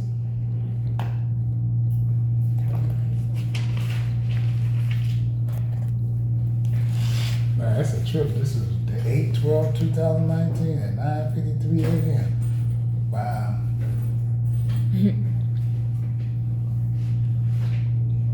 Yeah, so it's I mean it's very digestible. It's very simple if you take it that way. If you tell yourself, like some people are like, this is hard. I don't tell myself that. Like I have certain things I say to myself. You know, like if I say this is hard, you know, and I wish it was easier, I won't say that. I just say I wish I had more skills. That means if I got more skills, I'm studying, taking into action, and now it's better because now I have skills to deal with this situation. So I have certain things that I just tell myself all the time. And then if it is hard, do it hard. Because if you do it hard at the beginning, your life becomes easier. But if you try to take the shortcut, the easy way, it becomes harder. You should have did it hard at the first beginning. But your mind is focused that I have to get this done. Forget about what people are talking about, because if I get this done, it's going to change my life. And then you gotta, it can't be just you. You gotta ask yourself, why am I doing this? It has to be somebody that's dependent on you or something you have to get done because that person needs you. That's more powerful than you, because once you become successful, you'll start realizing, I already made it. So this is how the fee agreement looks. And it just goes in the description. You basically just tell what they're agreeing to. And you write in the terms. You know, this agreement or fee agreement is by and between the person, client, or claimant, and it just, the company's name and the effective when signed by claimant. So we need to modify this one as well. It hasn't fit you. It's just showing you, it's giving you a blueprint to follow about this is how I can structure my business. It don't have to be verbatim, word for word, like when we do affidavit, line for line. It don't have to be like that. But people can use it like this on the fee agreement because it's actually, this is a perfect one. It's actually real good. Because you could put in there, right, like for right here, see, as a result of examining government accounts, the company believes that client is eligible to claim approximately. You know, I was telling you about family and local and stuff. Or right there, looking at it while they don't sign that. You know, so. But so what kills that is if they're thinking they're gonna get about 30,000, then here come 100, right? And I tell people, be honest, because it's gonna come back on you when you die. I tell people that you ain't getting away with nothing. I done buried a lot of people, washed a lot of bodies. I see expression on their face. And when a guy say he decides, I see some expressions on people's face. And I'm not judging them, but I'm like, that don't look right. Yeah, that's how I see so many peaceful people, but I see some other ones like, yeah. And we try to straighten it out, and It- ain't going nowhere. I said, I don't want to be like that. right. God is merciful, but he might be punishing him. He might still give him paradise, but he like, you did something, you kept doing it, you kept doing it. I gotta take action, but I love you. I'm cleaning you up for paradise. That's right. Oh, don't get everybody going to hellfire ain't gonna stay there. Some of them just gonna be there because they knew better, and he gonna let them out because they were still believers. They were just messing up. So this is a fee agreement, and see the percentage. That's where the percentage go. Okay. You getting 60. And if the client say no, you say the best I could do is 70 because of the amount. But I don't usually do this for people, but and then you give them a set of like, but if we do this, would you agree for me to provide other services to you if you see it beneficial to you? Would you be interested in something like that? And they might say something like, what else gonna be beneficial to me if I give you this money? And then I'll ask them a question again. I'll say, how's your credit? Not a foreclosure. That's what I'm talking about. That's one of the benefits. How would you like me to help you with that? Because I can make that go away. Because when you get this chunk of money, now you got a down payment for a new house, Right. and your credit is You looking can't good. buy one, now you're gonna be chipping off. Right. So now you need your credit fixed. Well, the credit ain't broken. Credit ain't broken. Repaired. They make you, actually, credit repairs are illegal. Go to Georgia and try to do credit repair. They I come know. and get you. Oh, I did it in Georgia. Yeah.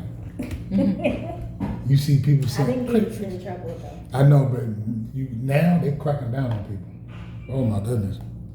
Because they looking for a new sucker.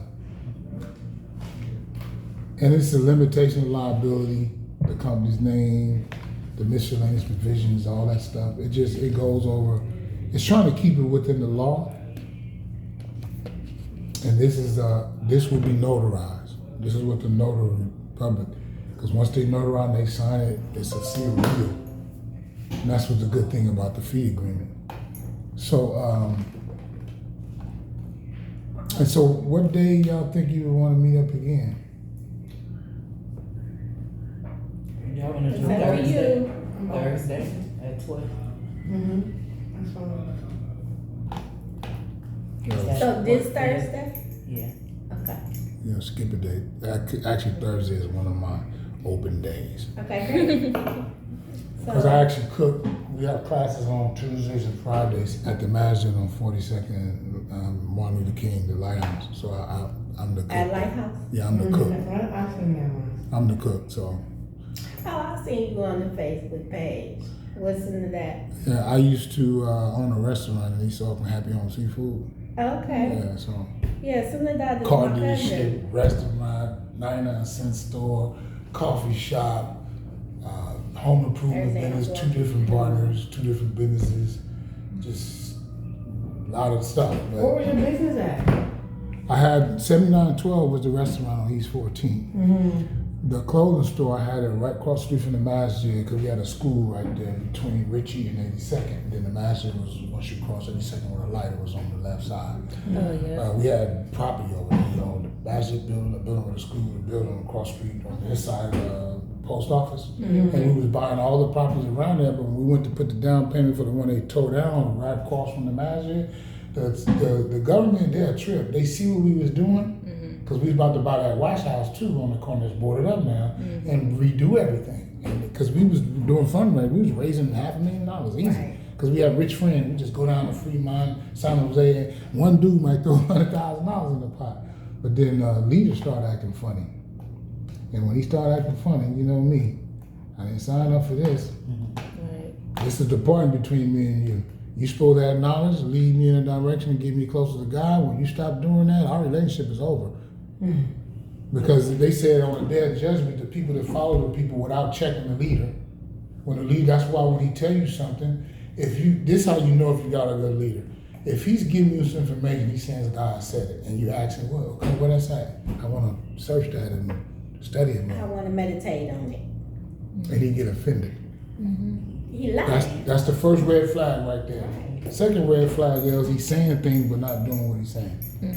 Second red flag. Third red flag is what knowledge is he using applying where everybody's benefiting from. Because that's what Allah talks about. He says, if you got this wisdom, because the ilm is the knowledge and the hikmah is the wisdom. So you got this knowledge, now let's be wise with it and apply it so people can benefit from it. You see, so that's the thing. And this is, let's look at Georgia real quick. And then we'll do the power of attorney and then the letter of direction from the claimant. But it's steps to it, and the first step is basically just, I say get used to the law. You know what you're getting into because everything is about law.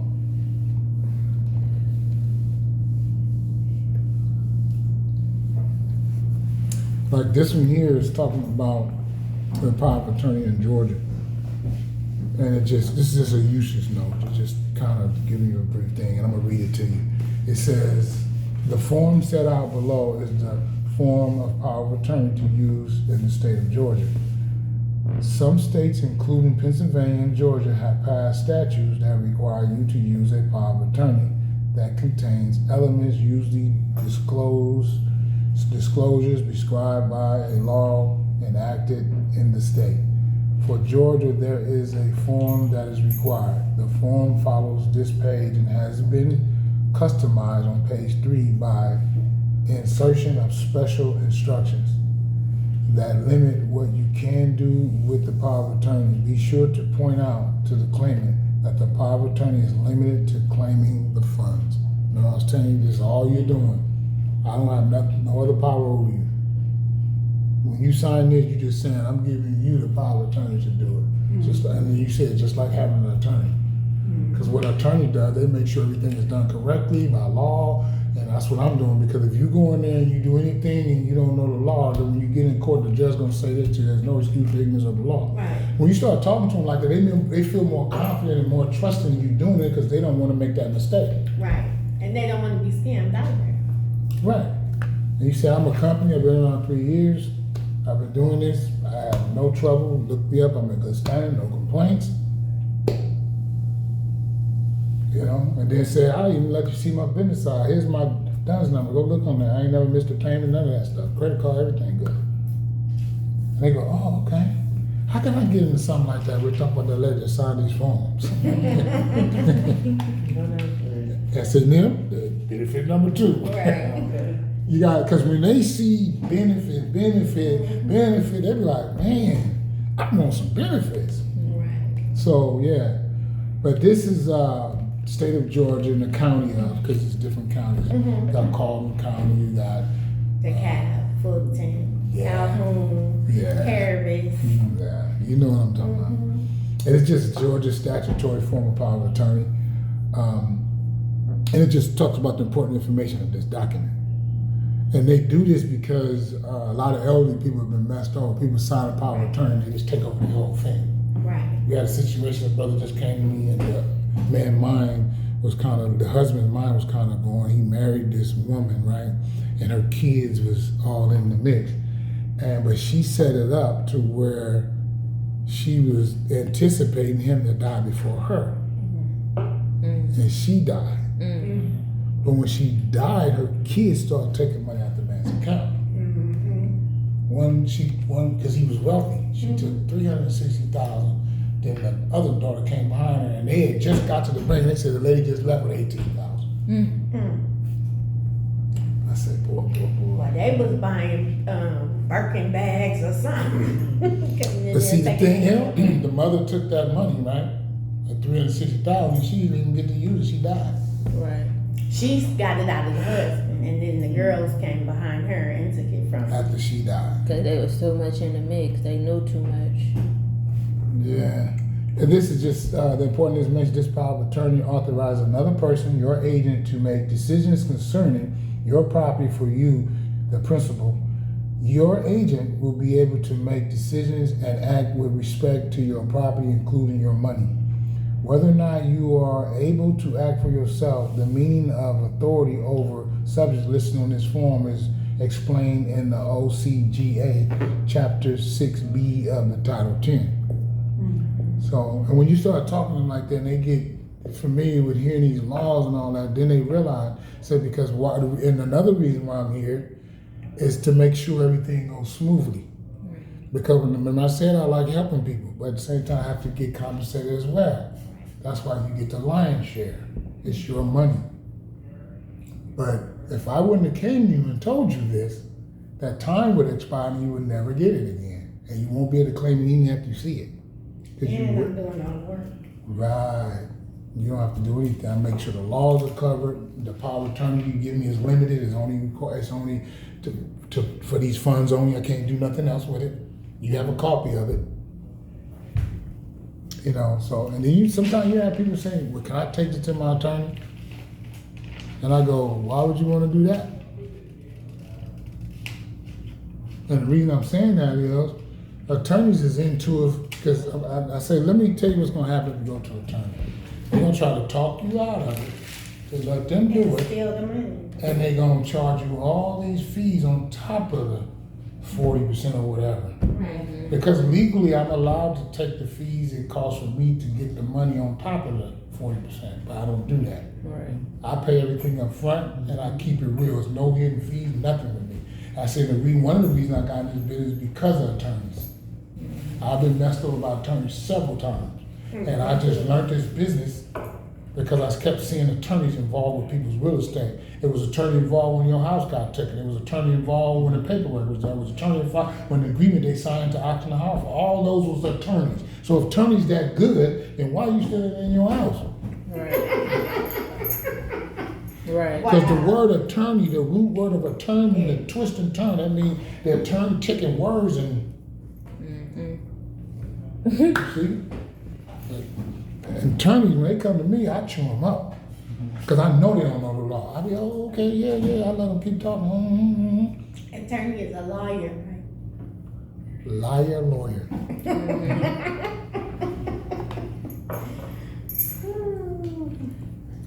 Lawyer. Remember that. Lawyer. So when, like for instance, give me your information. I don't got no information. I'm private. Because asking me for information is like saying I'm an accusation of a criminal. That's what Right. information means legally, not Webster Dictionary. Mm. So, Never give nobody your information. Yeah, I want to go through that again. I need to learn how to do that one. what's that? The first one you talk about, What's that? copyright and that.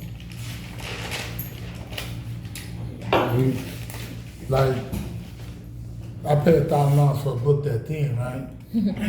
And people was like, they didn't say it, but they was looking at me like, Why would you you do paid that? $1,000 for that? And I look right at their feet.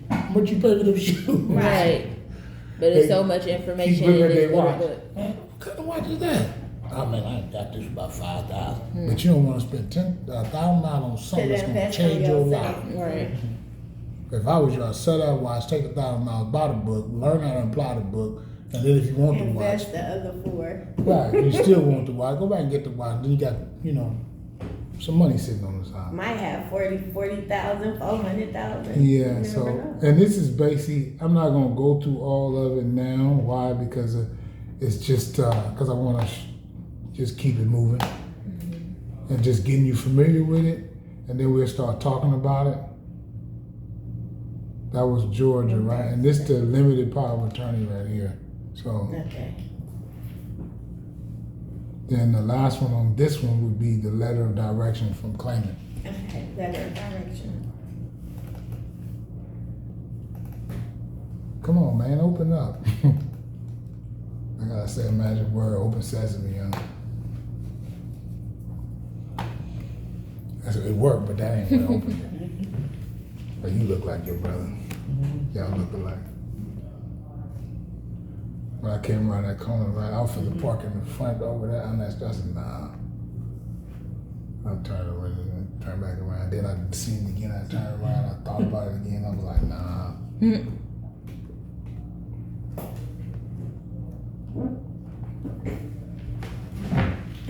I would say, what I doing with a black screen? And I noticed when I put so much information on this computer, it starts slowing down. Like it used to just pop right up. And then when the person is signing it, you specifically, that's why it's highlighted, limited power of attorney. Right. You bring that in their head because the notary is gonna have them sign it. Mm-hmm. They're gonna have these forms with them. And see where it's highlighted in yellow? Yeah. It's right here saying this power of attorney will cease 36 months from date thereof. That means after that, I can't claim nothing else for you, but if some more funds come out within that 36 months, you want me to handle it, I can still use this. Mm-hmm. Yeah, but you got to contact me now.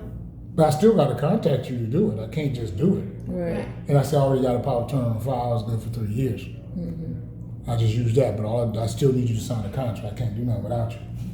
People be getting houses, losing them, turn around, get Yeah, another one, lose it. But it's just it's a simple little form. See how short it is? Mm-hmm. But that's what gives you that. Because when you mail this in, I mean, not mailing in fax, however they tell you to send it, because different offices have different rules.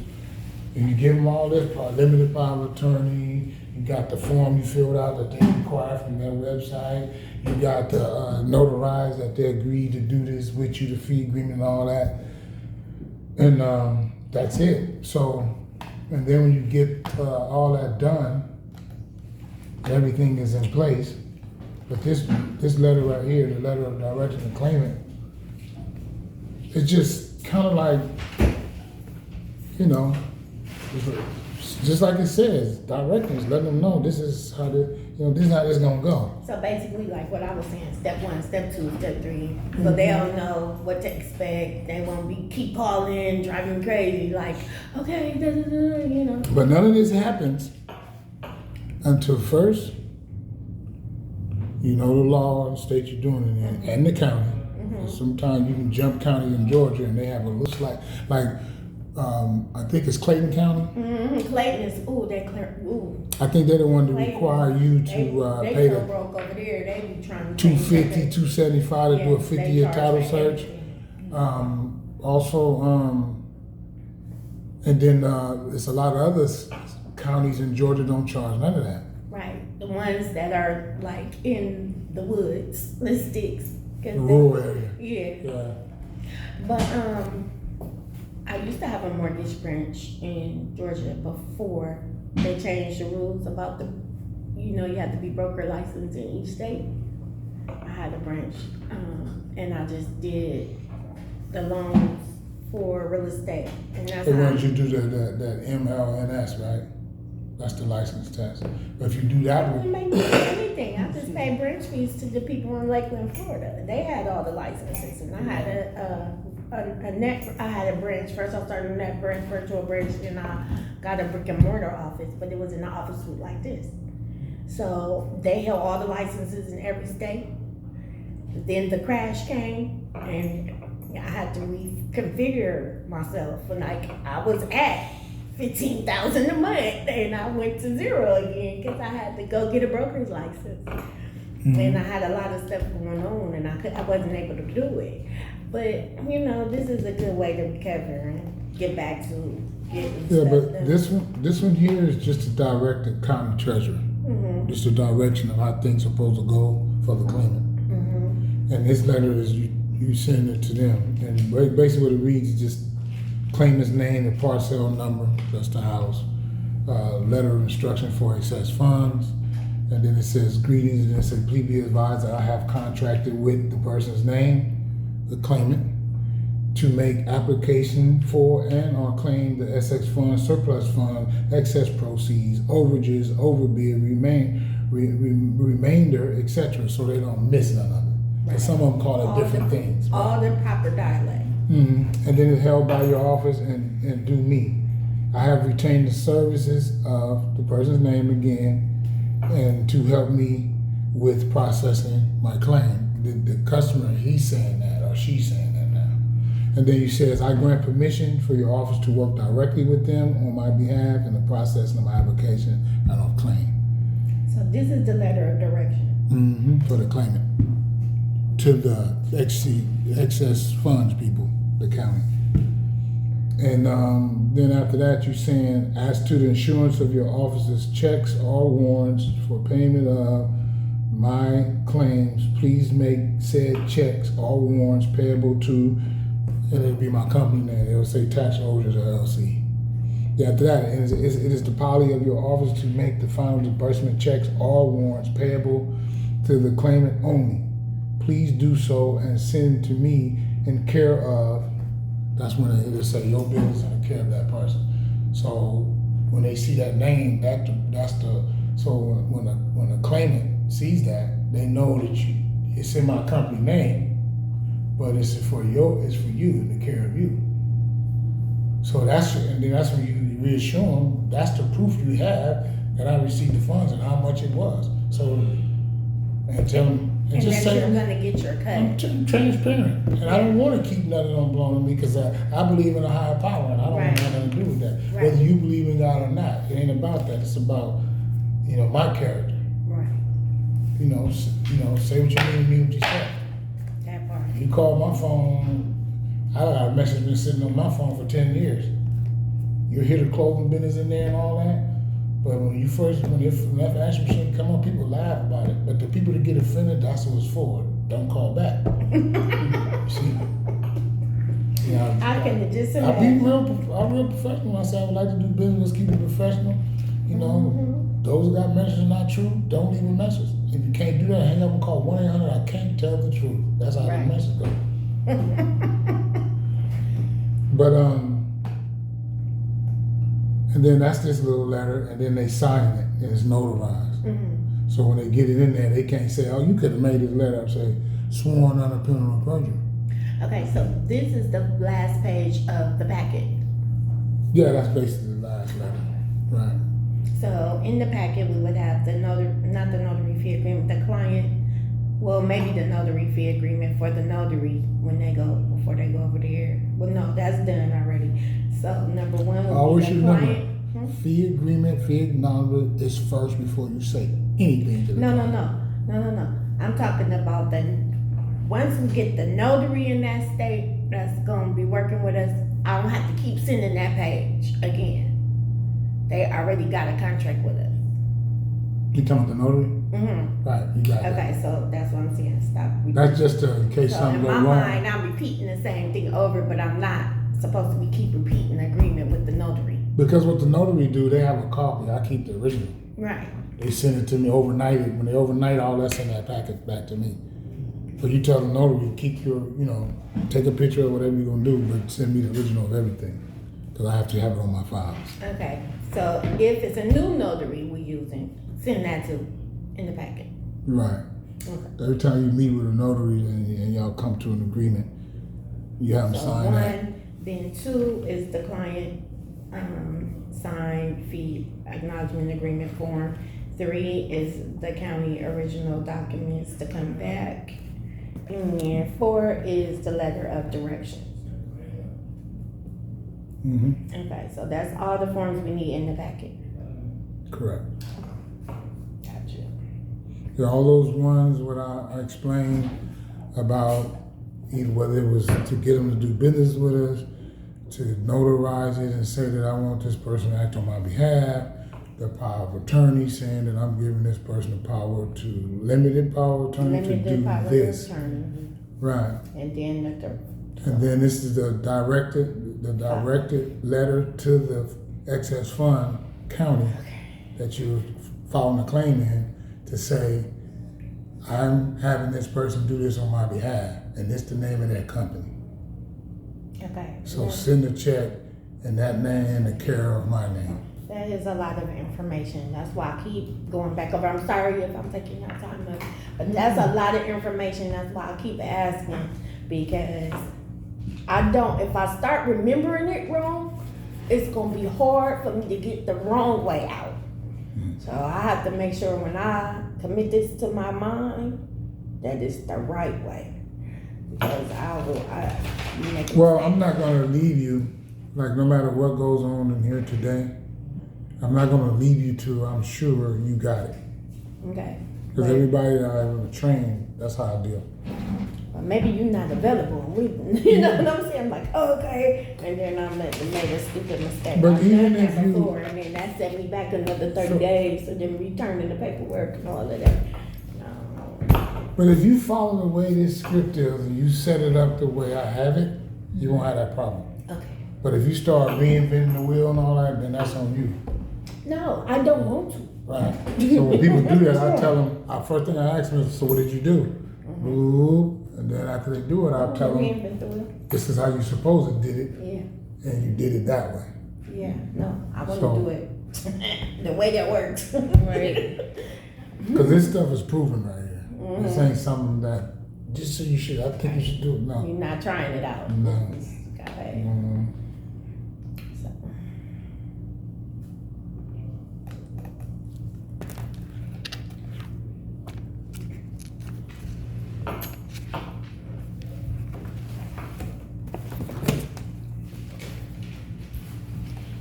So when is the 8th? Is the 8th next Thursday?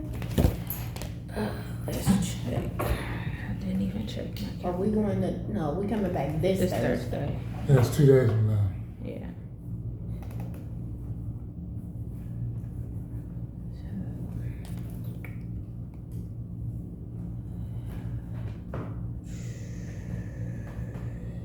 Next Thursday is next week. The 8th is next week. Not this week. I know, but what day is it? That is Thursday. Well, he never goes Thursday. He always goes Tuesday. Either Tuesday or Wednesday, but no, he go on that 8th. That's a Thursday. Anybody ever tried the vegan mob downtown? Vegan mob? Mm-hmm. I tried them before. My brother's a vegan. I didn't like it. You didn't like it? What did they have? Have you tried it? Yeah, I tried the spaghetti, but that's all. Oh, okay. How was It it? doesn't have soy in Yeah, I don't mess with soy products at all. Yeah, it makes my stomach hurt. Soy is not good for human consumption. it. George Carver Washington, the military came to him with the soy because back then they had the cotton fields and all that, and they started growing the soy. Then they came off the wild yam, but what they used to make was the cortisone for arthritis. Then they found a cheaper way to make it with yam. Since a brother was doing it, Julius Irvin, I mean not Julius Irvin, but Percy Julian, the genius, they backdoored it. So the wild yam, what they call it the wild Mexican yam, they had all the fields in Mexico. And what they did was they went and bought up all the rights to all the fields, so he couldn't get all the wild yam and produce it cheaper other than the soy. So when they came to George Carver Washington and asked, what can you do with this? He made ink, paint, and glue out of it, and he said it wasn't meant for human consumption. I heard that before. That's why If they you look said at the no. statistics of the breast cancer of the women, the number one at the top of the list was all them vegan women that was eating all the soy products. And plus they had it bra with the deodorant, they don't allow them to sweat, so all that stuff is staying right here. And then the bra is holding it up. So it just stand right there. That's why you see the African women, they let theirs go so it can flow. And they tell you, excuse my language, they say these titties for the babies. Exactly. Right. Yeah. Not for me. And yeah, cause my mother, man, that first 6 months of the child's life, they need that breast milk. And I'm feeding them formula, I like. Now they just came up talking about Formula causes baby cancer and autism. Yeah, and they said if you took Tylenol in your trimesters while you was pregnant, it's caused your child to have ADHD, autism, and birth defect. So now they got a big lawsuit with Tylenol right now if your child got autism or ADHD or birth defect and you was taking Tylenol while you was pregnant. Yep. They asked me, it was like, they want me to go to the doctor and want me to see if my son got it. Cause it was like, you sure did take Tylenol while you was pregnant. They was like, you need to go check if your son got ADHD or autism because you was taking Tylenol. Because they be like, that's the only thing you could take if you in pain. You can't take nothing else but Tylenol. So when you got headaches and Braxton Hicks and all of that, yeah, Tylenol. the only thing you could do. I have a YouTube channel, Credit Genius LLC, but I did 10 videos, I can't even release them because the knowledge that I have now supersedes that. Because the way they playing the game with this credit thing, right? When you understand when you look at the law, Congress will go congressional findings. You have to read that first. I don't care what law it What is. is it called? Huh? Congressional. Findings. The findings is basically telling you why they passed this law, what they've been seeing with the people. After you finish with congressional findings, now you gotta understand it. This is why Congress doing that, because people have lost faith in the banking system. Right. And right after that, Congress go definitions. Mm. They're defining the words so you know exactly how it applies to you. Like if you look up a law, I always use Cornell law. I just use them, I don't like the other ones. What is it called again? Cornell law, C-O-R-N-E-L-L. Cornell. Cornell law. Like if I look up, like for instance, if I look up 15 USC 1692G, which is debt validation. Every every word you see that's highlighted in blue, if you click on it, it'll tell you what the legal definition, not Webster. Like, I ask people what a credit card is, right? And I don't tell them what to look, I just say, look it up. They'll go to Webster Dictionary or something, right? But it says a plastic piece of thing with numbers on it. It's not what a credit card is. Congress have already defined what a credit card is. You know what they said? No. What did they say? Any card, Any card. right? And they go farther. They don't just say any card. They go plate. What do we own as a plate on with numbers? Your license plate. So now, police is a debt collector. He falls under 15 U.S.C. 1692. Told you, that's what Right? it's all about. Because how did he know your name and where you live at? He pulled He your, ran your credit card, Yeah. your license plate. yeah. He also, they goes a little farther and they say any coupon book. Now what do we get, how do we get coupons? Checks. And discounts and all that stuff, right? Debit cards. Okay? Now the word debt actually translates in Latin to debit. So when a person is debt, you're debiting them. So they give you a debit card when you open an account. But they also debit that other account, which is the real credit card. And when I was talking about negotiable instruments, there's no money in the system. There's no money in the system. They It's took us all off fraud. gold in March the 9th, 1933. Now, House Joint Resolution 192, June the 5th, 1933, right? People don't realize what that is. That's directly connected to UCC because it came on with that law in 1954, right? So the government declared war on the people. Yeah. October 6, 1917, doing business with the Enemy Act.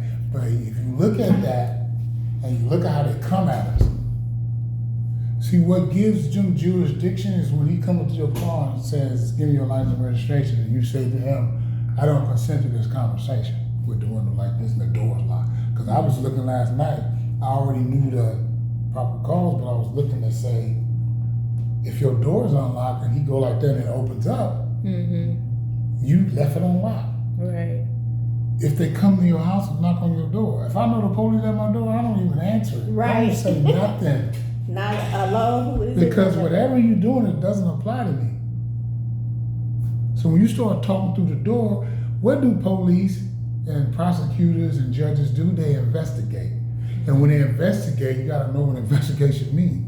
So any information, they tell you in the Miranda law, you have a right to remain silent. Anything you say can and will be used in court of law. You can't afford attorney want to be appointed to you. They said, they don't say might, maybe. They say what you say can and will be used against you. So your best weapon Telling is, on you. Don't say nothing. what's your name? Even when you go to court, that's how they get jurisdiction. They ask you, they say your name and you step forward. You just gave them jurisdiction. But when you copyright that name, and it's all caps, and you sign a capital letter, lowercase, and you got all your paperwork, your UCC financial statement and all that, and you separate yourself clearly from that corporation. That's what it is, the straw man. Once you take control of it, now the straw man name is the debtor and you is the creditor. So now you don't need nobody to go into the Federal Reserve on your behalf. It's more like, you wanna do business with me? This is how we gonna do business. That's why I say that. Let me show you how this gonna go. Cause I'm that confident in it. Let me show you how this gonna go. So when the police force its way on me, because I see people doing this, I look on the internet, I see this all the time, and they doing it wrong. Yeah, you pissed off. Always remain in control. Always stay calm. When he pull up to your car, the window is cracked like that, but he can see your hands. It's not out of fear, just this is where they're doing it. Because a police officer is a code enforcing officer. Right. He's code enforcing and he's a debt collector. He's trying to get you to give him jurisdiction. When he pull you over and you say, I don't consent. Roll the window down. I don't consent to this conversation. When he first, you said, what seems to be the problem today, officer? You know, license and registration. I don't consent to this conversation. Because the reason I said that, because maybe he could tell me something about what's going on in the neighborhood is dangerous. And I go, oh, thank you, sir. Have a good day. But when he says, give me your license and registration, I don't consent to this conversation. I don't wish to do business with you. That's what you're saying to him. Because he's trying to get you to do business and then do repeat business. When they take you to jail, how you gonna get out? If you gonna either go for that judge to let you out or you gonna bail out. Then when you bail out, I could get 6 months. But they're trying to get you to sign on behalf of Wait, they take you to jail even though you don't consent to the conversation, so now what, you end up dead in jail, what happens? But this is how it goes. Once he says, you better open up that window, I'm gonna drag you out that car and take you to jail. And you roll the window down immediately and smile at him and say, since you're threatening me with bodily harm and I'm under duress, a threat of bodily harm and under duress, I don't wish to do business with you, but you insist because you forcing me to. I don't want to do business with you. And I'm recording it. And then right when you give him your license and registration, you give him a copywritten copy, certified copy of your name is copywritten. And so before you write that ticket, so I advise you read the contract. Is that for per use of my name is $500. I said, I'm not telling you what to do. You can do whatever you want to do. But I'm just telling you, this is what happens. And then sometimes the police be like, I ain't never heard this before. Is this a joke? I said, no, this is a joke. This is extremely serious. I suggest you read the agreement before you sign my name to anything. What ends up happening a lot of times, after a while, they play this little game and all that. And then if you go too far, I say, hey, can you get a supervisor out here? Can I speak to your supervisor? They say no? Okay. I see, basically I see where this is going. You don't want to do what I'm required by law because I'm under common law. Right. And see, when I get my license, I'm not going to tell him under my signature UCC 1-308 without prejudice. He has to see that. If he don't see it when we get in court, he gonna know. You owe me $500,000 and look at that. I'm under common law, man. Did you see that? A judge gonna be mad when I get him on the stand and I ask him, do you remember giving me a ticket or taking me to jail such and such time? Yes. And you ask him, so how did you get my name and my address from your driver license? I hand him the driver license. I say, right on my signature, read that signature. He reads it. Read what's under the signature. Once he put it on record, UCC 1-308, the judge is gonna go. And be like, throw this out right now. But if it's a lot of people in court, it's a slick thing because they don't want everybody to wake up. They'll go. We're going to continue this matter. All of a sudden, docket number disappeared. Nothing comes in the mail. You don't hear from them no more. But you got to stay on top. You got to keep, hey, man, what's going on? Docket number don't exist. Can you give me a piece of paper saying it doesn't exist with your stamp seal on it? Right. Because see, when I record my name, I also record it at the county recorder's office. Right. Well as Sacramento and the UCC and financial statements. So I could prove that my name, I took back charge of my name, and I could prove that if you put my name on somewhere, I'm authorization, you gonna pay. So I advise you, if you write that ticket, give me your home address so I don't have to send it to the station house. I can send it directly to you. And it says in there that all your tangible and intangible property, I can seize it and So you pay your debt. no, I seize and do what I want to, because I could say it cost me $1 million, but it's $500,000. You still owe me $500,000, but I don't trip off of that. But your house is mine, Right. Your car. your car is mine, your bank account is mine, Yep. everything. Right. So, and that's just how things are. So,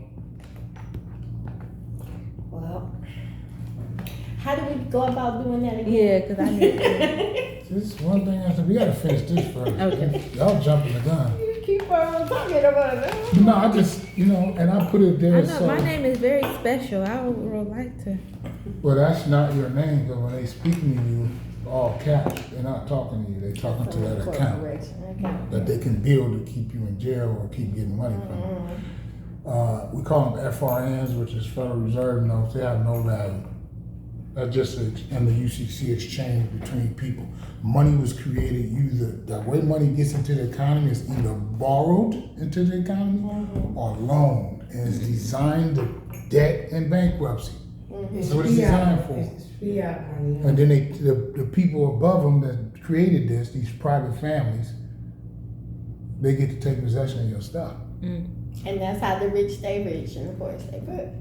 But actually, They that- work together and they keep that information to if themselves. you look at it, it's not about what people think it's about. It's about controlling you, making you a slave. That's all it's about. Modern day slavery. Because if I can make you give me your money and then take your money that you funded when I gave you this check, because the negotiable instrument promised to pay, and then I give it back to you in the form of a loan, I charge you the principal plus interest. So when you hit the bank up, you send in my AOT, affidavit of truth, sworn on criminal purpose. Did you follow GAP? See, because I can ask questions, no matter how they answer it, they're gonna lose. If he said, no, I didn't follow GAP, you violated the law, pay me. I follow GAP, that means who funded what. Give me your bookkeeping entries. Let me see how you put it. I want to see that debit on there, because then I can tell you. Because banks are borrowers. 12 USC 1431. Who are they borrowing from? The Federal Reserve. And we have an account. When you take control of that account, you do business with people the way you want to do business with them. And then you got those filings under that capital name. Anybody that use that name to get anything, it belongs to you. UCC 1 is the filer. I don't care what the bank say. I'm the first lien holder. You can't take nothing from me. Yeah, you second, you can go to court, but when I get in court and start showing all these documents, that goes away. Right. But they sure owe me a lot of money for ringing my phone. And That company's calling ringing you? my phone. They called you? They're calling me all day, every day. That's all they're scaring likely all day, every I day. know, but did they say you owe this? This is what you gotta Yes. do. You gotta record the call. I'm calling you for to collect Like a your debt. dad. Yep. Well, they have to say they're a debt collector, right? Okay. And you go, And they say you owe the sum of, To such and such, and this and is. I got emails, that's $1,000. and I need every penny of it. Because the Congress does not use the word debt, they use alleged debt. It's not a debt until it's confirmed and They validated. said that. And guess who validates the debt? You do.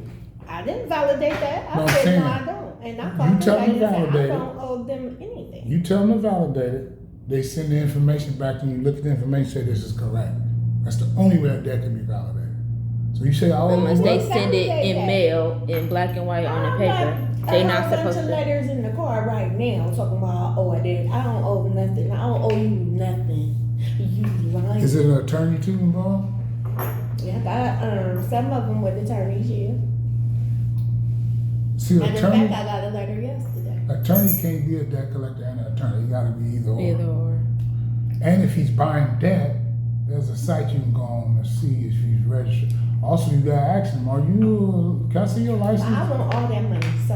Are you that's why licensed as a I- debt collector? I got letters stacked up. Shit, I got letters and letters on top of letters. Well, that's about $100,000. Cause see, once I I, got 2 phones. And then once they both delete numbers it, be calling. once They they, done sold my information from one number to my another. new number. Cause I ain't even giving them that information. And they start sending letters to my new address. So how y'all get this address? I never gave nobody this address. But the people that I contacted to send me my lost debit cards. Now all of a sudden, attorneys is called, sending mail over there. Then I just get the second mail and it was all bills. All bills. I never gave them people that address. I want all them. They're harassing the hell out of me. I'm growing gray hair. No, seriously, this hair just really start popping up like this. I had a couple back here, but like, no. I'm like, what is all of this? Why? What is all this? And I got whole new information. And how you find me over here? I didn't give you this information. And I didn't authorize nobody to give you this information. We still on the same thing. You didn't miss nothing.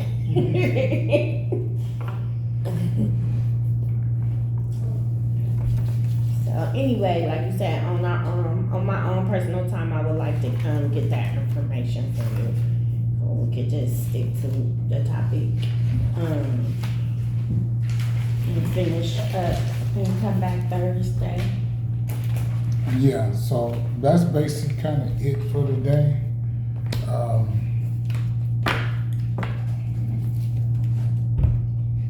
didn't realize it's long, it's almost 3 o'clock. Exactly. Yeah, but see, the thing is that, when I come in, all those forms we went over will be printed.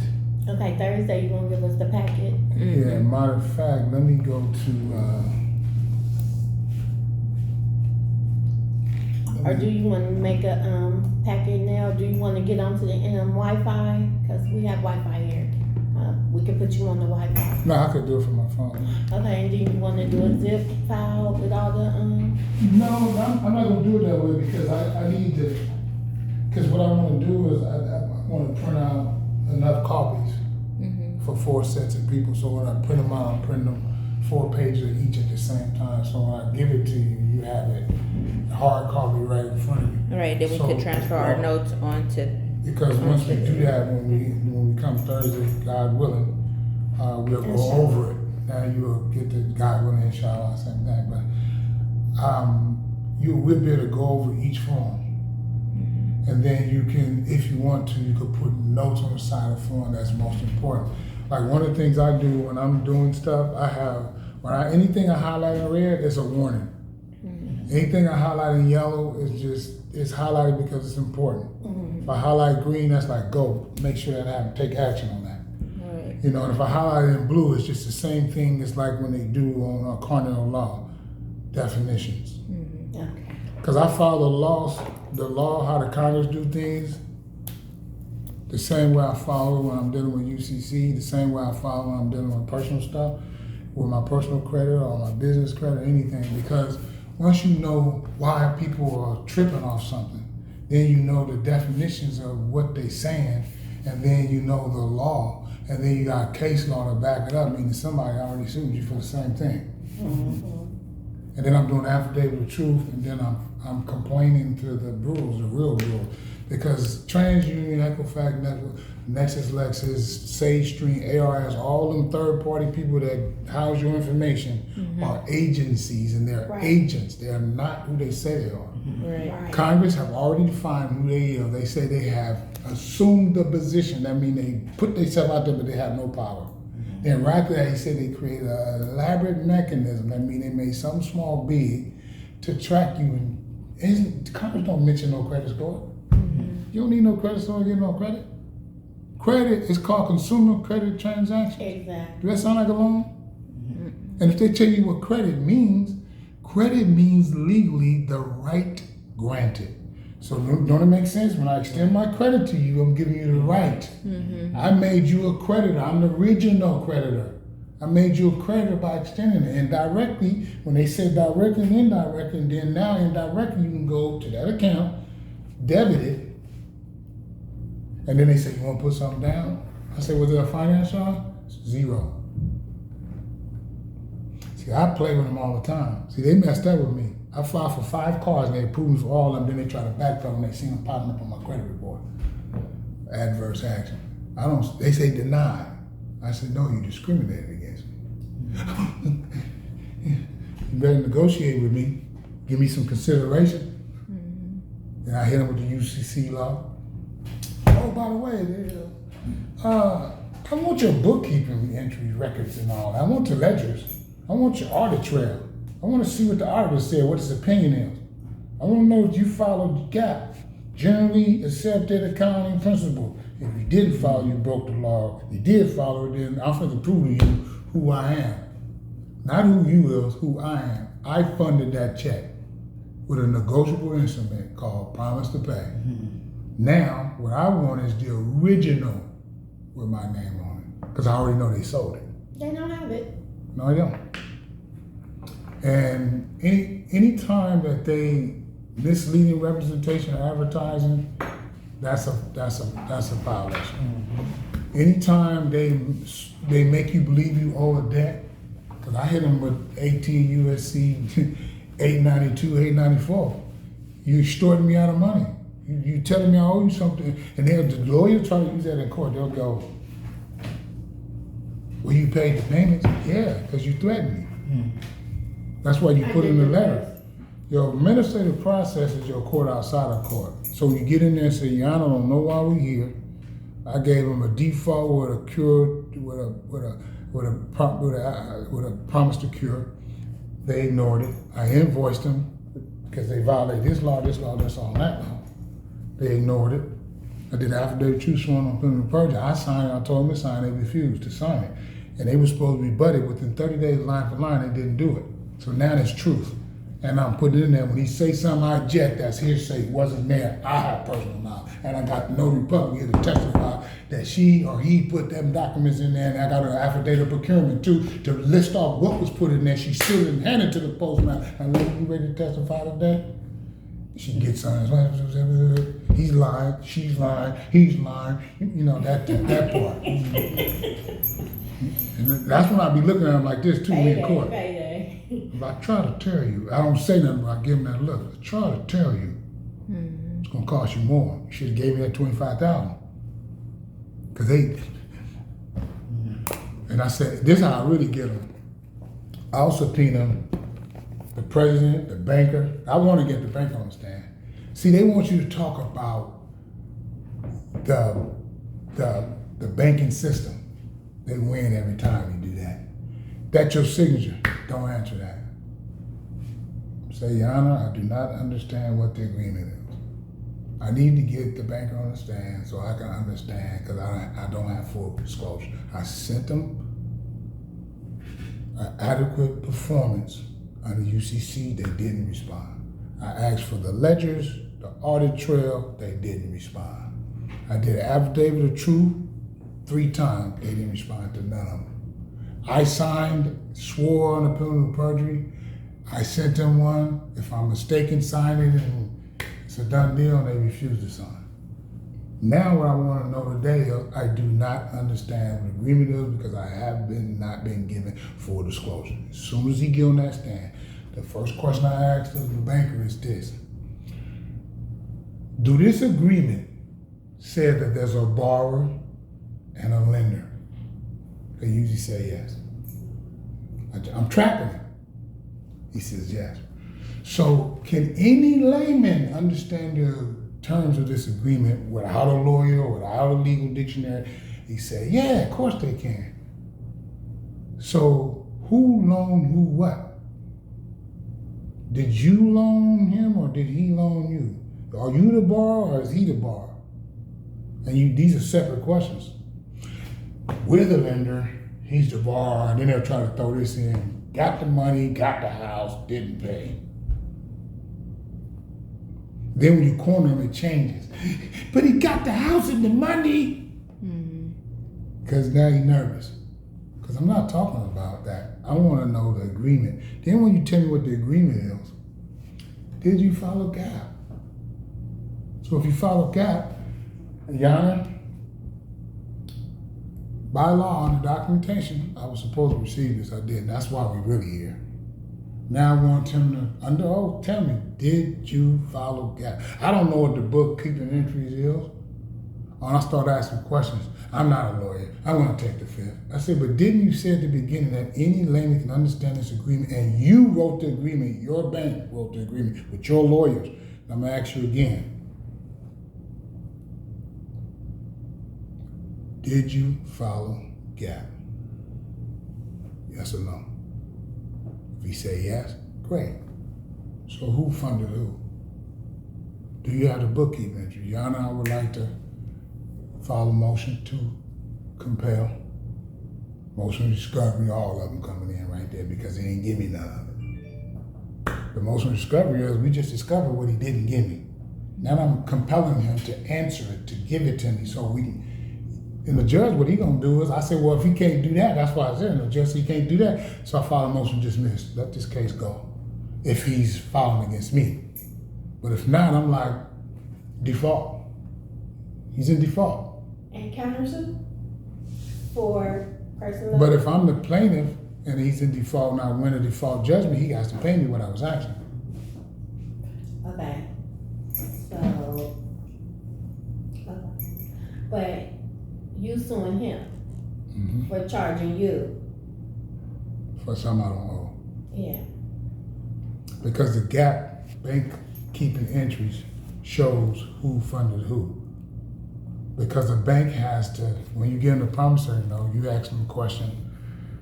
When you're given a promissory note as a negotiable instrument, do your assets increase? They're gonna say yes, because they'd be a fool not to say it because that's part of GAP. And your liabilities increase, right? He says yes. Great. Because when he say that, assets and liabilities, which he had, it has to be what they call a matching principle. It has to be there. And it's supposed to be equal law under the law, because what that says is you have an asset that's worth whatever I ask for, and you have a liability. Liability is what he owes. It's what the bank owes. Right. The bank owe that. You know what I'm saying? The asset is I funded that check. Now I can prove that they've been getting money from me in extortionate means. Now 18 USC 892 and 894, now it sounds good in court. And it's on record. If the judge rule against me, I'm telling his boss on him, and I tell him, Your Honor, I intend to file an appeal. You're letting fraud go to your court. Say it. And it'll be in the court record. Fraud in the factory. That's what it is. The bankers don't like that. Because fraud, they can get 20 years in jail. Yeah. And you know what I tell them? You like silver? I like silver. Because somebody got to go to jail. I got a silver bracelet for your left and your right. Click, click. Come on now. And it's not going to be me. And then when they pay up, I still file for the criminal side. They probably not going to do nothing to them, but you see what happened in 2008 all the way to 2011. Nobody went to jail. Only person went to jail, the people signed those contracts. They said they gave them subprime liens and loans or whatever they gave them. But none of them bankers, none of that went to jail because the bankers write the laws. They write the laws for the judges, they write the laws for the Congress, they write the laws. They control the FBI, they control all that. That's why the judge ruled against you. Because they getting in on the foreclosure. They showing them what They get paid. money exchange, what currencies to exchange. They making 100% of their money every month. That's why all these Europeans so rich. Back here. And when I'm in court for that, it's because they made somebody mad and they blew the whistle. That's how Europeans are. Allah says, look like they're together, but they're hard to divide it. The only thing that brings them together is the fear of the people that they've been messing over going to rise up against them. That's the fear. And they know it's coming from us. Right. Because we've been under them for 500 years. Don't nobody know this joker like we do. And we act like we don't know him. When they walk up on me, I'm like, John, come on, John. Really? John, you've been standing across the street from me for 500 years. John, You tell that to him. Come on, John, really? That's what. You gotta tell him. Let me show you how this gonna go. You gotta be confident too. No, I don't care what the judge say. Because I want you to keep denying me because I want to end up in federal court because you broke federal laws. So I can make it a case, a court case, and a case law so everybody else can see it because they want to settle with you and make you sign disclosure so you don't. Well, if you don't tell everybody, Right. price goes up. I don't mind because I know what I'm going to do with the money. And I'm gonna spend some of the money trying to get you fired and put in jail too, file some more motions and something. Right. I might open up another policy or make another bank for myself. Because ain't no limit on the policies. Walmart got 339 of those policies. They got them on all their executives, president, CEO. And they know, because part of the thing is you gotta be healthy. That's where them bonuses and all that stuff come in. They go borrow millions, hundreds of millions of dollars out of these accounts. And these CEOs don't know nothing about it. So that's what they do when we sign up for those benefits. They talking about you getting bonuses and all that, paid vacation, 401, all that. Where do you think that's coming from? And they got your social security number. Right. So who said they're not debiting your account? The straw man, all caps. This thing is, that's why I stay up so late studying. People, no, I have to get this down. The sister said, this is another part-time job. I said, no, this is a full-time job. Because the only piece I'm missing is going in that court. Everything else, I done aced it. But I get good at going in and out of that courtroom rules, federal court, statutes and court procedures and all, and when to file them on, when to object and all that, and corner them, because I already know how to corner them. I know what questions to ask them. Because I know they can't answer them without perjuring or fraud. It's already fraud, but if a lawyer, if he perjures himself, his license is gone.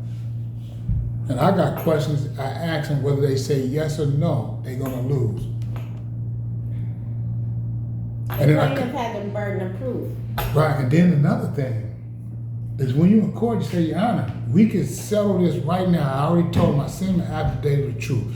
If you sign this affidavit of truth, I will pay you right now in the same species of monies that I gave you, which is a promise to pay. I read another promissory note and had him to say, counsel principle. And once he signed that, he said, Your Honor, I can't sign it. And sometimes I just said, man, just sign the damn thing so we can end it. I can't sign it. Why you can't say? He's a lawyer. He'll get disbarred. His career gone. Because when he signed an affidavit, I know he lying. That's what the affidavit is for. To admit that he lied. Yeah. I'm gonna have to get a second. we got 2 another- hours on this. Stop. Y'all got some free